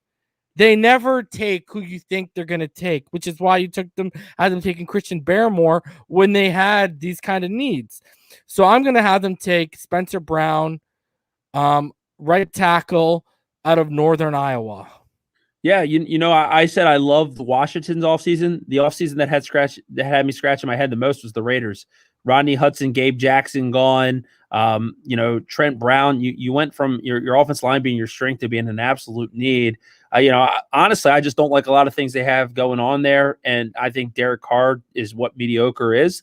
Outside of Josh Jacobs, I'm a Henry Ruggs fan, and Darren Waller is obviously one of the best tight ends in football. But on the defensive side of the ball, very forgettable. Like they have a lot of holes, and I don't know. I miss Mike Mayock on NFL Draft Day on NFL Network. So I don't want to see anyone lose their job, but he'll be going from one high paying 6-figure job to another, maybe even making more money. So I just think that his days could be numbered because Gruden's not going anywhere. So someone's got to be the scapegoat if they don't turn it around pretty quickly. And, I just don't think the Raiders are going to be that good of a team next year. So I'm with you 100% there. So I'm on with 49 in the Arizona Cardinals. And, what's going on with Larry Fitzgerald? Is he coming back or is he retiring? We don't know. He's even been rumored to talk to the Buccaneers about a deal. I'm going to go out and get a compliment to DeAndre Hopkins and Kadarius Toney from Florida. I think that, he can do a lot on that offense and Kyler Murray's ability to create outside the pocket, make plays out of nothing. A guy like, Kadarius Toney can really open up that offense. So, I think Toney, this is a good value for him too. We're getting down here in round 2 past the midway point. So I think just at this point, that would be a home run pick for Arizona. Wow. That's a really good pick. I thought you were going to take who I wanted to take at 50. Well, then again, you wouldn't have to because they upgraded it with Rodney Hudson. But this is a guy who I'm going to go off the cuff here. I'm going to take my boy. I could take Josh Myers here, but I'm not going to. I'm going to take someone that is versatile. He can play guard. He can play center. They worked with him at the Senior Bowl. I had him on the show. And I interviewed him today. I don't know if did you see him today? Dude, he was 33 reps, bro. Yeah, are you kidding me? That looked like natural lights in my heyday. Oh my God. And what Quinn Miners told me was that he's been talking with the Eagles quite a bit. And the Eagles, they pick at 70, Neal. So if they pick at 70 and we don't pick next until 81, you're kind of playing with fire. So I am going to have at number 50, the Miami Dolphins take one of the biggest risers in this draft, Quinn Miners. At 50, he can play guard or he can be that next guy at center. When I talked to Richmond Webb tonight, I told him about that interview I had, and I told him about how Quinn set up a garbage can with a pizza box in the middle, and he was snapping to it, and he could tell by the sound if his snap was right. And he said, I was doing that because I know that's where a lot of people project me at, and I realize in the NFL, you cannot screw up a snap. So maybe he can help Matt Skura out a little bit. I don't know. But, I'm going to go at number 50. I'm going to go off the board here with Miami because I also go off what Ben Albright told me when he was up here. He said the Miami Dolphins, they don't believe it's a reach if it's a guy they like. And from what Quinn told me, right, when he wanted to play with that broken hand, Brian Flores said to him, he paused, Neal, and check this one out. You know what he said to him? You've shown enough this week. Yeah. Well, and that says all that I need to know about how they feel about Quinn Miners, brother. He was playing center the first case is Brian Flores wanted to see him there, and that was the advantage of coaching the Senior Bowl. This to me isn't a reach at all. If this is the final piece to making your offensive line play, it's young, it's you feel really good about it. Look, I'm worried as hell about Matt Skura as a Dolphins fan. He played some really good tape for the Ravens. Oh yeah, you saw him a lot up there, right? Yeah, and he was awesome. And I actually had him as a guy that I wanted in free agency 2 years ago. But look, it was pouring rain again, more excuses, had a cut on his finger. At the end of the day, like that doesn't happen very often where someone gets the I don't even know what you call it. I think it was called the yips or something when you're afraid to snap. Mike Pouncey had it a little bit at Florida and he was able to get under control. But look, Skura's on a 1-year deal. I'm not going to let a 1-year deal with Matt Skura stop me from taking a guy that might be my starting center for 8 years, 10 years. Like it doesn't make sense to do that. Like you cannot, look, the Dolphins have been plagued by poor offensive line for a long time. Mm-hmm. Austin Jackson really impressed me year one. Solomon Kinley impressed me. Robert Hunt impressed me. These are rookies again without an offseason, and they all were thrown in kind of baptism by fire and played well. The weak link to me was Ted Karras, and he was actually all right for us. Like he played serviceable. I don't think Eric Flowers is going to be on this team after this year. And I don't know. There could be something that happens where he's traded. If they can get out of that contract, they will. So having another capable starting interior offensive line is a good problem to have. It's a great pick. And continuing the run on all interior offensive line, Washington at 51 is going to take Trey Smith here from Tennessee. Brandon Scherff's been franchised back-to-back years. They're dating, but they're not getting married here, right? So at the end of the day, I think this is going to be Scherff's final season there.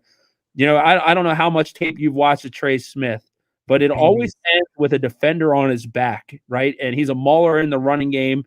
He has this heart condition that might worry some teams, but if that checks out, like this guy is another one of those guys that, in a 10-year NFL career, he might have 5 Pro Bowls under his belt, and when you're in the middle of round 2 and you can get that caliber of player, and the Redskins, they got a tough defense. They built up that offensive line. They have a veteran at quarterback. If they can get some yards on the ground and they have these dynamic weapons, they are really a team that could be a scary out in the playoffs next year. I said it earlier, and I really believe it because I actually believe a lot in Ron Rivera and what he's done there. He's overcome Daniel Snyder, who is, I'm not going to get into some of the things and the allegations that happen, but, he's been a tough owner to work for there in Washington for quite some time. Ron Rivera gives 0 Fs. He does not care. He's not afraid of his owner because he's earned that. He earns that respect. That franchise is heading in the right direction. And if they, they're not going to get a quarterback, I think, of the future this year. I think it's going to be high on their radar for next year. And if, coming in with a good offensive line and a great defense does really well, we saw it with Tua this year. The great defense and a good ascendant offensive line really helped him out. Great pick, man. He's, the interior, people are sleeping, especially if you add guys like, if you project Jalen Mayfield in there, if you project a guy like Slater in there, Vera Tucker, man, I'm telling you, like they are good, bro. Awesome. It is an awesome draft class on the interior, underrated, maybe my favorite position in the draft because you have guys like Quinn Miners who, he doesn't get the top center love like a Dickerson or a Creed Humphrey, but man, that guy is on the ascension. There's a lot of these guys that are going to be plug and play, high level players. Offensive line is paramount, especially when you have a young quarterback in this league.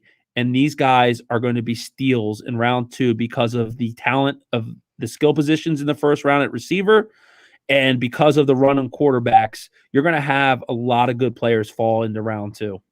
Yeah, man, that's a good pick, bro. All right. So the Chicago Bears are now officially on the clock. And the Bears could use a few upgrades. They could use offensive line help. That's not a doubt at all. And they could also use some corner help. Right now, they got the rookie Jalen Johnson last year did well, but I know they brought in Desmond Trufant, but I'm sitting here and I'm looking, and Asante Samuel is staring me right in the face right now. And, I just don't know how you could pass up on a guy like that. So, man, I am going to take, let me punch in your selection here. You had Trey Smith to Washington, which is a fantastic selection. I am going to take, because I could go 2 ways here. I'm going to take Asante Samuel to the Chicago Bears. I think he's an upgrade over Trufant right now. Trufant last year was terrible in coverage, so I don't know how long of an answer they truly believe he's going to be. So I'm going to take Asante Samuel Jr. here for the Chicago Bears because I think he's one of the best corners in this draft. Yeah, I was shocked when they released Kyle Fuller, to be honest. I didn't see that coming. The Bears are another one of those teams that I just don't get their philosophy. Like you sign Jimmy Graham, then you draft Cole Kmet early in round 2. You sign Andy Dalton. You don't go and make any moves for all these quarterbacks that are on the board. I just for some reason I just can't get on board with the way they think. So I'm with you. I think cornerback's a big need. Again, they play in a division where you have Aaron Rodgers thrashing defenses and Justin Jefferson running wild. If you don't have corners that can play, you don't have a chance. Basically, did you see that workout video today with Noah Benogany? Oh my God, dude, he looks like he's cut from chisel, man, rock. Like, geez, and look, he's working with Xavier Howard, and that's that's the thing, man. You draft a player in the first round, and you have this 5th-year option for a reason, right? Look, he struggled against Stephon Diggs on a big game early in the season. Let me ask you. A lot of people did last year, though, too, right? Is he not maybe the best receiver in football last year, or did I miss something, right? Yeah. I truly believe this, and this isn't the homer in me. He's going to be the reason in a year down the road we trade Xavier Howard. I truly believe that his development, the guy who's training him, is going to be moved because of his development. And that's the business of football. And Dolphin fans are probably in that chat cussing me out right now. But look, he has a huge contract, Xavier Howard. He wants outrageous money. He deserves every penny of it. And I don't think that's going to be the Dolphins' MO anymore. I think they are not going to pay people top dollar. They've built this the right way. And he's probably the player I'm looking forward to most to seeing with a preseason this year, because the things I heard early in the season before the bullets started flying was that he looked awesome, and he's very, very youngest player in the NFL. I saw that video, to be honest, today, and man, when does football season start, man? We just got the draft weeks, but when? Come on. I wanted to ask you, though, what are your thoughts on the Howard situation? Because we know he brought in that power agent, right? And nothing's happened, brother. He's been quiet. He's done it the right way. He's been professional about it. He probably does want more money. Look, if I'm at my job and I'm the best person at the job, and they hire some guy after me and they're paying him more money and I'm outperforming him, you better damn sure believe I'm asking for more money. He probably deserves it. And I think the Dolphins might have to pony up a couple bucks for him this offseason. But look, it's not like he's moping. He's out working, and you don't have to work right now in the NFL if you don't want to. That shows a lot. He's helping groom his teammate, who's a young player, who's an eventual threat for him. Xavier Howard has been underappreciated for quite a while, and last year he's getting that recognition for the 10 interception season. I know there's a lot of people that think to trade him now because his value will never be higher, but we're not a 10-win team with Xavier Howard not on that team. I love the guy. It's one of those things. Who's a Dolphins jersey you can buy that will be on the team, and it's really tough because there's not a lot of loyalty in sports anymore. But God, man, that guy just deserves everything that he has coming. But I think I'm actually blown away by his professionalism, because all the beat writers in Miami made it seem like a storm was coming, and I haven't heard a peep. And you know what? That's probably because that's the way the Dolphins do their business now. They probably are talking to him behind the scenes. They have a little bit of cap space they can work with. They still have some maneuvers. They're going to save some money when they get rid of some of these receivers. Does Jakeem Grant make the team? Does Albert? We'll see what happens. There's going to be money, and they're going to keep Xavier Howard because, look, when he got 3 votes for Defensive Player of the Year, I think that was one of the biggest travesties of the whole offseason. He was the MVP for the Miami Dolphins, and Aaron Donald could probably win it every year. And by the way, I'm not going to be picking any fights with that guy anytime soon. But Xavier Howard what a season! What fun watching! what a professional, and what kudos to the Dolphins coaching staff for developing that guy.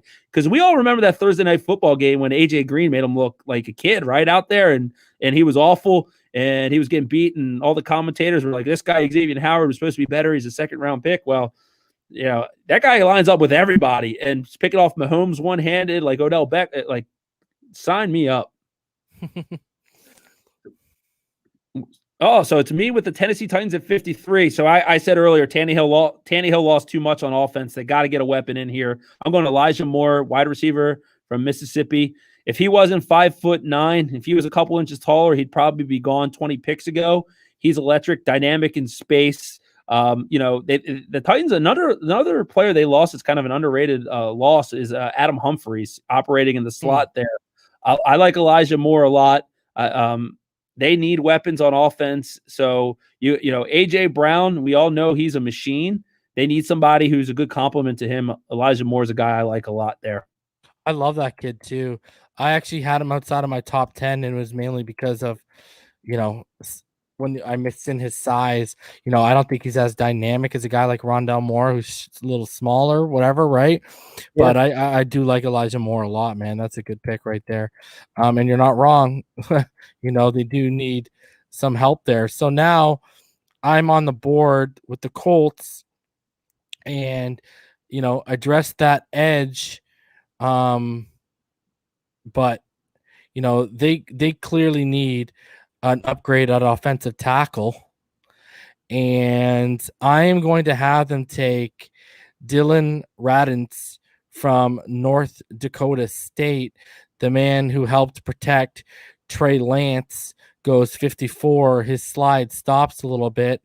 And I think, given that offensive line right now, it's pretty much safe to say he's probably going to come in and be a day one contributor when you look at that offensive line. So, yeah, I'm going to have Dylan Radunz go to the Colts at 54. Sure. Yeah, that's a solid pick there, and it's definitely a position need. Steelers at 55, right? Like, I just can't pull the trigger on any of these running backs, and I know they need a running back, and I'm a big Michael Carter fan. I just can't do it here. So I look at their team, and, they love pass rushers. They lost Bud Dupree. I think they like Highsmith, who they have here. So kind of maybe in a little bit of a surprise, I'm going to take cornerback Eric Stokes from Georgia. And the reason why they had to let Steven Nelson go, Joe Hayden is getting up there in age, and I think he's gone after this season. And Mike Hilton signed elsewhere, I believe, too, this offseason. I don't recall where. I know that he kind of got a deal elsewhere and left Pittsburgh. So, they need cornerback help. Stokes had a good year, showed some ball skills. He probably needs a little bit of development time. I don't know if he's a day one starter, but, Pittsburgh's got a good defense. They could probably blend him in a little bit, put him in some packages to get him some exposure. Like, quarterback, running back, their needs, I just don't see the players here. They fixed it. Well, they didn't fix it. Vera Tucker was a great pick in round one. So I'm just going to give him Stokes here. It's a good pick. Because I think Jalen Mayfield may project better on the inside with Seattle currently on the board.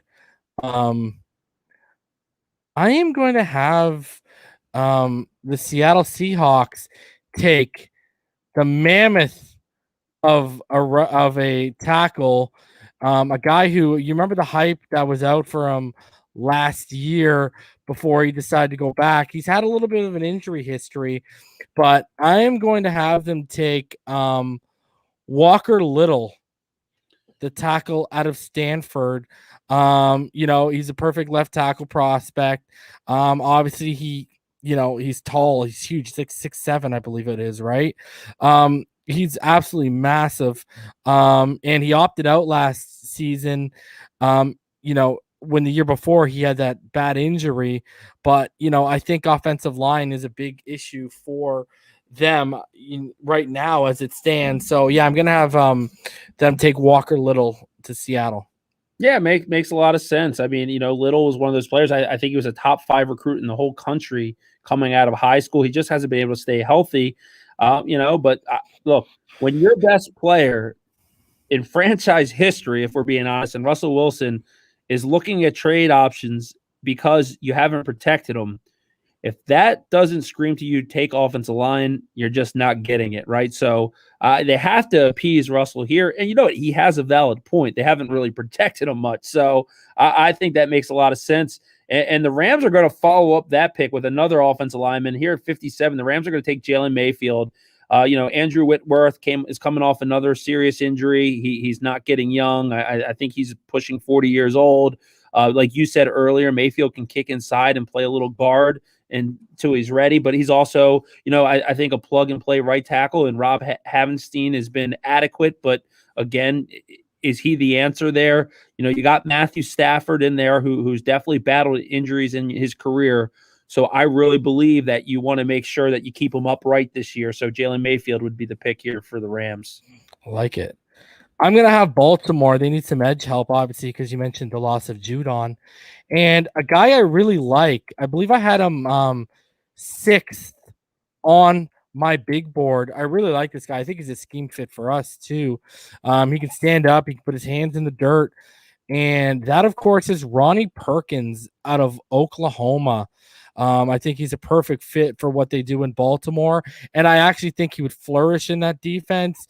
And I think he would be, we talked about, buying jerseys for guys who are going to be around for a long time. I think Ronnie Perkins would be around for a long time in Baltimore. So I'm going to go Ronnie Perkins here with the Baltimore pick at 58. Was it? Yeah, 58. And the Ravens have drafted so many Oklahoma Sooners in recent years. It's almost like their hotbed. Marquise Brown, you think about Ben Powers, Orlando Brown Jr., who, the rumor now is that draft day, they're going to be moving him. That's a really, really good player. I don't know how much, you watch the Ravens, outside of Lamar Jackson on that offense. When I watched them last year, Orlando Brown Jr. to me was the best player on that team. So, yeah.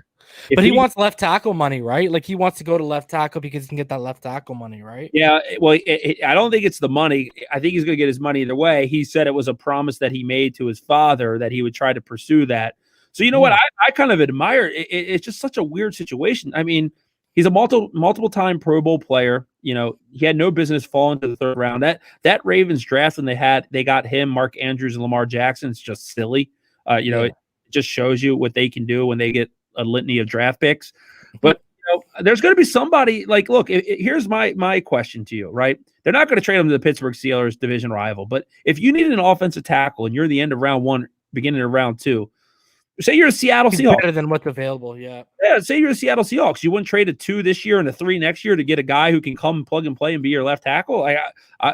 That's a premium position in the NFL. I think it makes a lot of sense for a team. So, it's interesting that it's happening to the Baltimore Ravens because you don't see a lot of personnel backfires there in their front office. So that's why it's really interesting. And, here locally, you'll hear a lot of people kind of try to sweep it on the rug like it's not that big of a deal and that he's easily replaced and he's just the right tackle. But when I watch tape of them, their offensive line means so much to the running game and Lamar Jackson. And that guy is a absolute bully out there. We talk about Tevin Jenkins. Well, we're watching Orlando Brown Jr. do it at the NFL level, right? So, that's a great player. God, he's intriguing if you need a left tackle. There's no doubt about that. So we are on the board here at 59 with the Cleveland Browns.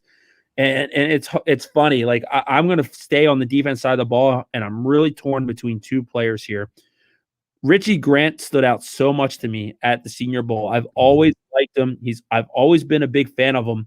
But what I'm going to do is I'm going to make a move that I think gives them maybe the best defensive line in the whole AFC with Clowney, Garrett, Sheldon Richardson, and they're going to add Jay Tufele from USC, the defensive tackle here.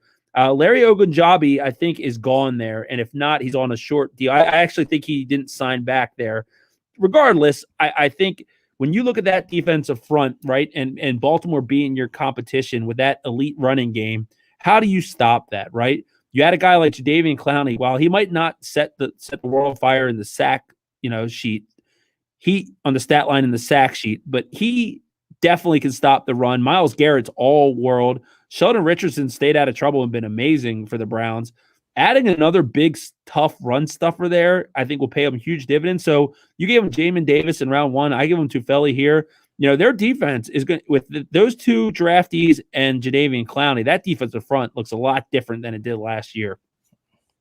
Yeah, that's a pretty good pick right there, bro. Man, you got me. Yeah, that's a good one. But you like Tufele better than Alim McNeil? I don't, and I actually like Nixon better than him. I just have a feeling that Tufele is the kind of player the Browns would covet. That tough guy, but he still has the ability. He's actually a pretty good interior pass rusher. Uses his hands, violent hands. He can stand up offensive line instead and shack them. I'm just I'm a big fan of Tufele. I like those other guys a little bit more, but I just think Tufele might be a better fit in that Cleveland defensive front. So I'm going to go at 60 here with a guy you just mentioned. I think he'd be the perfect free safety for the New Orleans Saints, and that's Richie Grant.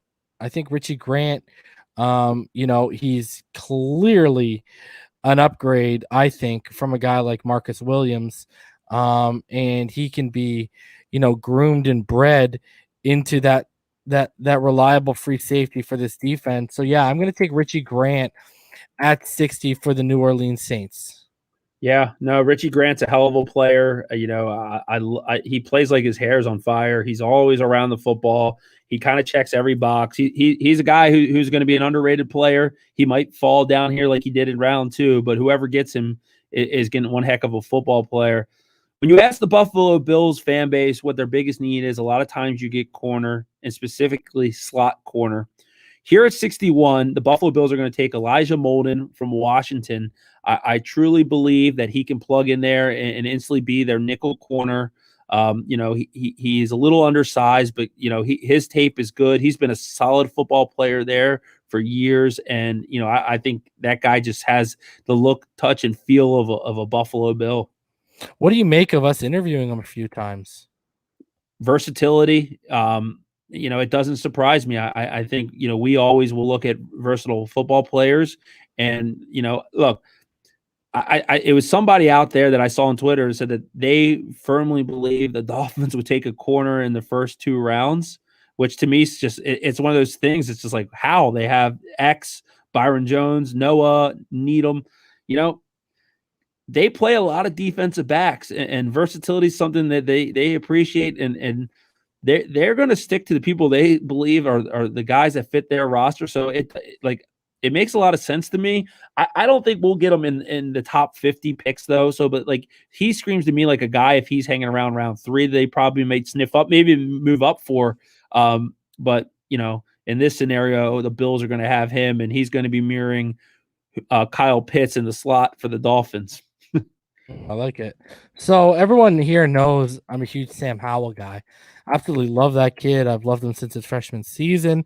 And Green Bay, after you had them take Tevin Jenkins, they're going to go out and they're going to go get a weapon for Aaron Rodgers, and that's going to be Dyami Brown from North Carolina. He's a versatile guy. He can play on the boundary. You can move him inside. And I think, if you want to line him out on the opposite boundary to Devontae Adams, or if you want to slide him inside the slot, either way, I think Dyami Brown is going to be quietly a good contributor at the next level. So I'm going to have Dyami Brown, because they also have to look out for the eventual takeover of Jordan Love. So adding a weapon will only help Jordan Love in the future. So I'm going to go Dyami Brown out of UNC. He's got sure hands, man. So sticky. Clearly was the number 1 target with Daz Newsome behind there. So yeah, I'm going to go Dyami Brown here at 62 to the Green Bay Packers. Yeah, they need to get Aaron Rodgers those weapons outside of Devontae Adams, right? I know that there was a big stink made about it last year. A lot of people thought they were going to do it. Good for Aaron Rodgers because he kind of overcomes that and continues to play. But what I keep seeing is in the playoffs when Devontae Adams can't do it all on his own, and he for me right now he might be the single best receiver in football, but they need to get somebody out there outside of him. And they have a lot of these guys that, Alan Lazard and St. Brown, they're decent football players, but like, where's that bona fide complementary piece to that offense? And that makes a lot of sense. 63, the Chiefs, my last pick of the night here. The thing that stands out to me at this point is the linebackers that are out there: Nick Bolton, Pete Werner, and Jabril Cox. I mean, that is three, guys that really, really get me excited. But the guy that I'm going to go with here is Joe Tryon, the edge from Washington. I have some mixed feelings on him. Sometimes he looks like, a first-round player, and other times he doesn't. Again, I'd like to see that consistency, but on a defensive line that has the likes of Frank Clark and Chris Jones, he doesn't have to carry in that burden of being the guy. So when he can be, a rotational pass rusher there, I think he could develop really nicely for Kansas City. Oh, that's a good pick. I'm a huge on Joe Tryon. He was number 6. Was he 6? He was 6 or 7 on my big board. Him and Perkins were flipped. I'm a huge fan of Joe Tryon. A lot of people sleep on him. He's also a perfect scheme fit for what we run in Miami. All right, so 64, the final pick of the draft. Obviously, it's the Tampa Bay Buccaneers. Why wouldn't it be? What I'm gonna do here is. Man, I mean, they could add another corner. You know what? I'm gonna have them add another corner. He's been slipping a little bit here, and I think he's a pretty solid player. So yeah, I'm gonna have them add Kelvin Joseph from Kentucky. I think it's a guy he can play in the slot or he can play on the boundary. Fan of the kid. I don't think he's the best guy in the world, but I'm gonna have them take Kelvin Joseph here right now. Obviously, me and you valued other guys a little bit higher than him, but I mean, like you said, they're a hard team to get a read on. I mean, are they gonna add a running back? Yeah, well, you know what I mean? Leonard Fournette, right, on a 1-year deal. Did they actually bring him back? I thought they brought back Giovanni Bernard. They did get him. Let me see. I for some reason thought they got Leonard Fournette. I don't know if they've re-signed him yet. Yeah, he did. They re-signed Leonard Fournette. New deal for 2021 season. Okay, so there you go. So they don't need a running back. So we'll have them take Kelvin Joseph, corner out of Kentucky, add to that. Because, I mean, I guess corner is probably their weakest area on their defense right now. Their safeties are absolute studs. He has really good speed, and he's another guy that the NFL likes a lot more than draft Twitter. Like, that's the thing. Like, in the NFL circles, he's like, I think, on a lot of people's boards in the 5th best corner in this draft range. Look, there's always going to be a big run on corners in these drafts. It's a premium position. It's a passing league. You can never have too many cover corners. That's why they're getting paid the big bucks like that. Like that's a great move. I mean, again, like the Bucs are on fire, and they can, whatever they get is kind of gravy in this draft. Like, personally, if I'm a Bucs general manager, I'm going to try to send the house and draft picks up and try to get one of these elite players. Like, I don't know who that might be, but if any of these players start to fall, like a Jalen Waddle, maybe, I might look to move up and grab a star here because they don't have that many needs. And like, they're poised to be a serious contender again this year. So like the things you've been doing with the Bucs make a lot of sense to me because, like corner, adding beef to the defensive line, like they're good moves that help now, but like they also are moves that will pay dividends a year or two down the road. So what you did there, it makes a lot of sense to me. I mean, look, I'm looking at a draft simulator that has him as the 43rd best player or 41st best player in the draft. We're at pick 64, and I'm not saying every draft simulator is gospel for their rankings, right? But, that's good value when someone puts together a board like that and you're 25 spots later getting that kind of value. Yeah. All right, man. So we've actually sat here and we did full 2 rounds. We only had 1 trade, though. Yeah, I know. And there'll be 3 or 4, but they're really hard to project. Like, in all honesty, I think on draft day, the Falcons are going to move out of pick 4. I don't know what team's going to come up. I do think because I truly believe that the Mac Jones thing is going to happen, and that's going to send teams like, oh my God. Do you think Chicago would pay a premium because of what they're willing to give up for Russell Wilson? Well, yeah. Well, so if there's a team that would trade back that far, it would have to be Atlanta. They need a pass rusher, right? So they could fall to the middle, and to make that move, the Bears would have to give them 3 first-round picks, right, from when they're picking at a minimal, or we always say that, but we don't really know. I think they would get a first this year, a first next, and a first in 2023, right? So yeah, I think that the Falcons should look at doing that because again, I think it's a tear down situation there, not a let's make a run for it, and like look at the Dolphins and how they've been able to kind of double dip here in the first round. Last year they had 3. Like when you have those picks, no one's perfect at the draft, right? So like in most draft classes, you're going to have somebody who doesn't pan out at that level. Not to say they're a bust, but when you draft a guy in the mid first round, you're expecting probably a Pro Bowl here or there or a high level play. Like the Falcons need to do this because the reality for me is that Matt Ryan, if this should be it for him. And if they have 2 picks next year and 2 in the following year, then they have the ammunition, whether it's Sam Howell or whoever it may be next year, to move up. Because what I think you're seeing with these trades and the outrageous value teams are playing is they don't want to just fulfill the position. They want to fill the position with the guy they covet, right? Yeah. So, the 49ers making that move, that was a steep price to pay. And as a Especially Dolphin, if it's for Mac Jones, my friend. Jesus. yeah, when I literally was at work and my boss had told me that the trade went down, and I had to take my lunch break and walk around because I couldn't believe it. And I was. Can I ask you, what was your initial reaction when they moved back to 12 before the 6 came out? I was like, these guys. I was on the phone with EM Dolphin fan, and I said, these guys are taking Najee or Parsons.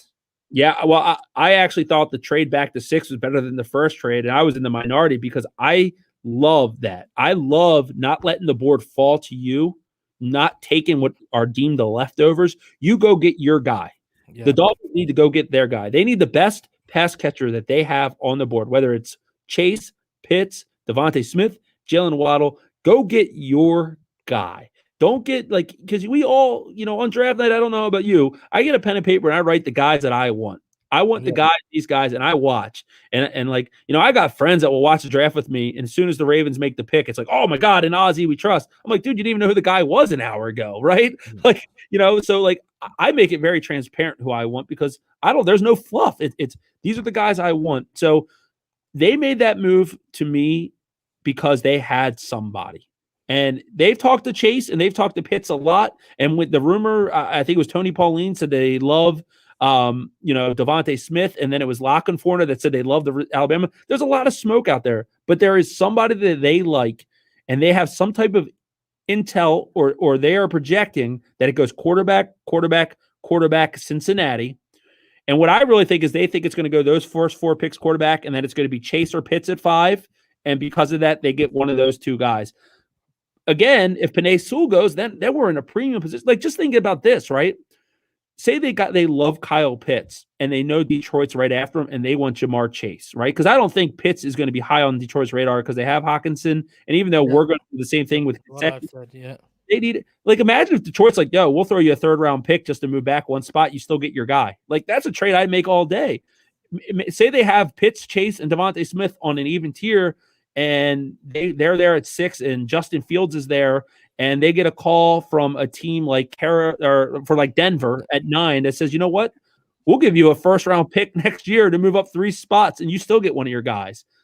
They have so many avenues they can explore with this pick that honestly, we're Dolphins fans, so we would probably say this anyway.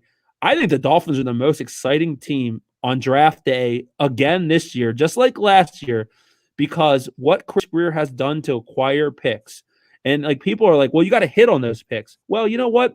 Acquiring those picks in the first place is an art, and it's hard to do because if it wasn't, when I play a season of Madden, I go into the draft with 6 first-round picks, right? It's hard to freaking get 2 first-round picks, let alone 3 in the first round in these drafts.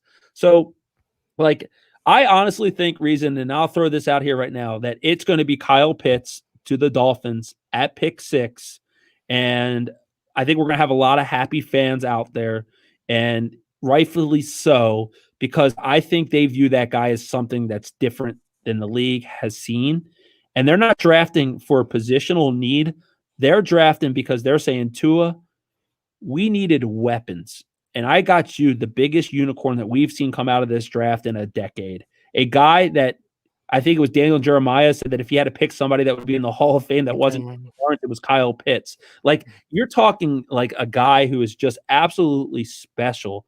And the firepower that we have going into the next season, if that is the pick, it's just amazing. Like, and that doesn't mean necessarily Mike Gesicki's on his way out, too. The Dolphins are going to be in a really good cap situation, actually, coming after this. I think they're like $56 million projected under. Yeah, but you know what? I'd rather franchise tag him because I think he's going to want top 5 money.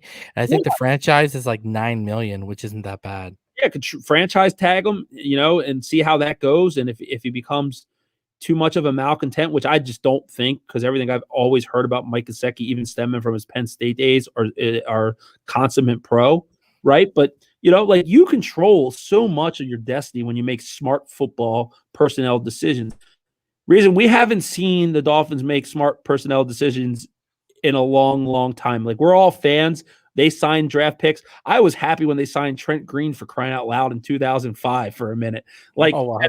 at the end of the day, like, this is a good position, and like, draft night's going to be so much fun, man. Like, we are 2 weeks away today, and that God, can't come soon enough. But man, buckle up, right?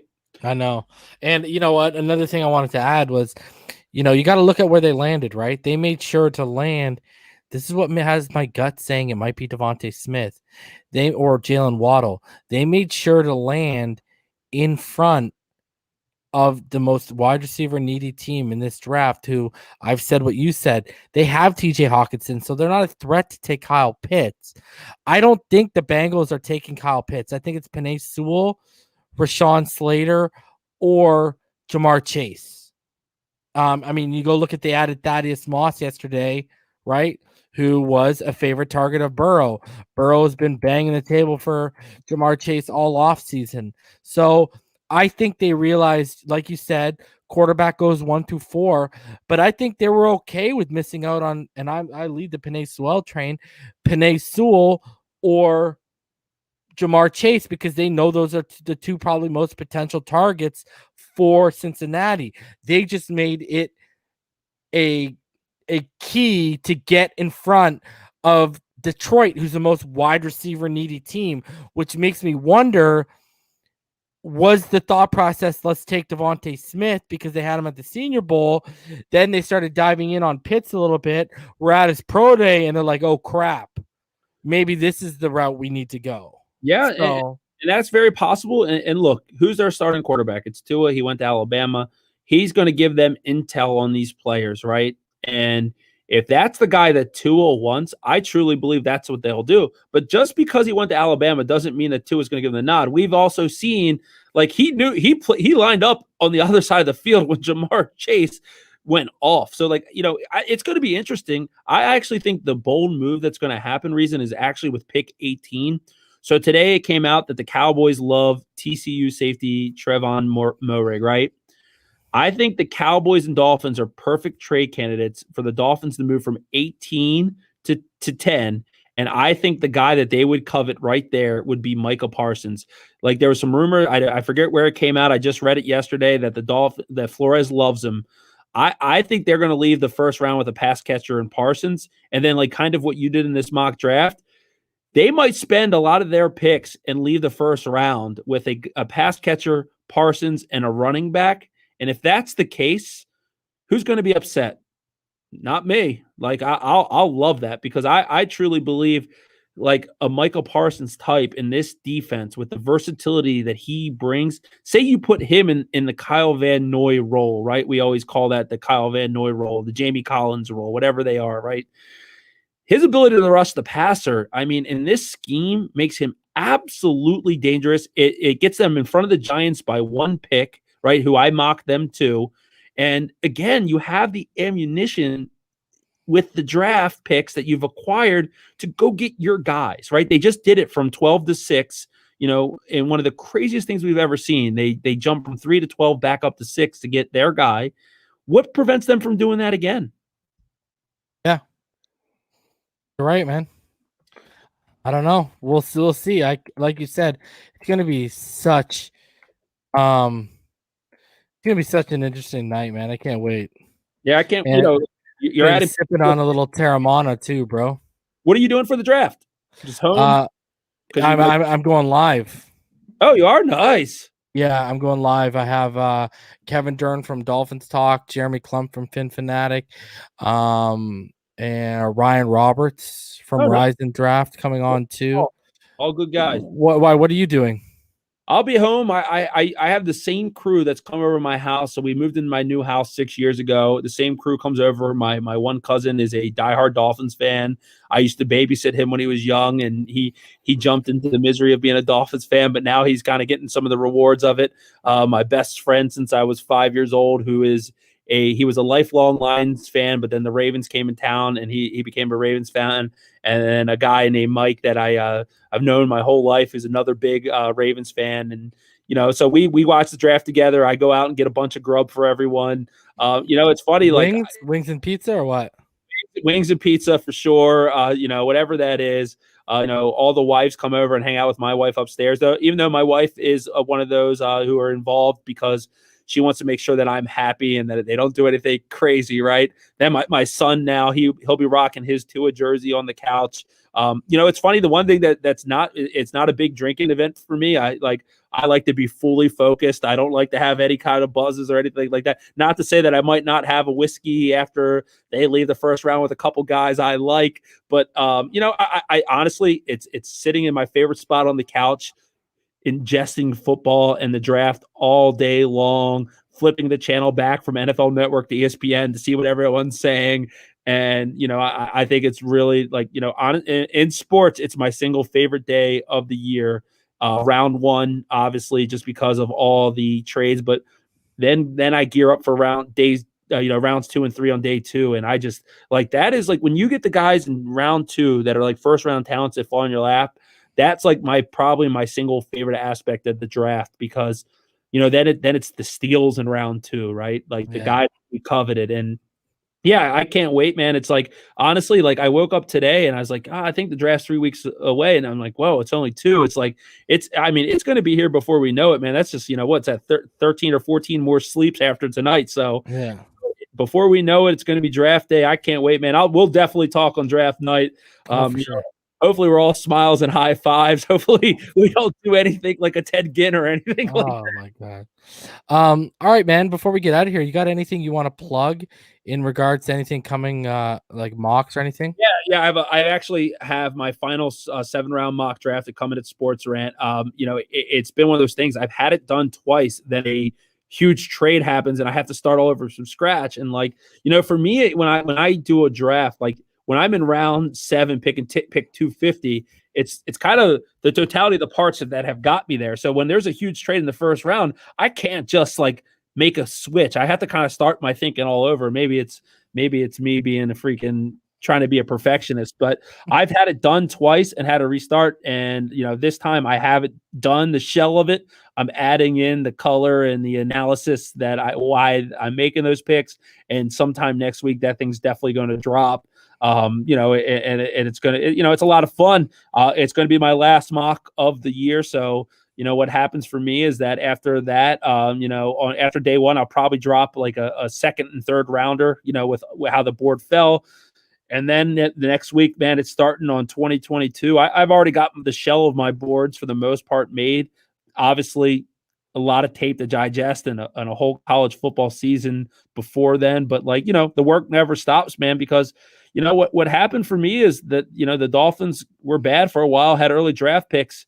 And, it really started to kick off for me in 2005, where we had the second pick and it was the Ronnie Brown pick. But, I went to a high school here in Baltimore, Maryland, and and Mel Kiper went to the same school and was a keynote speaker once. And he caught my attention. He was at ESPN. That was one of my dreams, is to end up at ESPN when I was in high school. And, I knew he was the draft guy. And then I, heard rumors of how much money he made making mock drafts and shit like that. And I was like, dude, that's the life, man. Are you kidding me? And so I know Mel's kind of gets bashed here, but we got to give him credit. He is the godfather of all of this for, why we all love the draft. And he's the one that I think really made it what it's become in terms of a televised event. But yeah, man, that kind of that's my path. And so 2000, so I'm 16 years, I've always watched it, but 16 years I've really followed it closely, started doing mock drafts and stuff like that. And I think it's fun. To date, the most I've ever got right in the first round is 8 picks. So man, for all that work to only get a 25% on my report card, I'm not hanging it on the refrigerator anytime soon. That's awesome. Yeah, I do hang my cap on the fact that last year I called 7 of their 9 draft picks.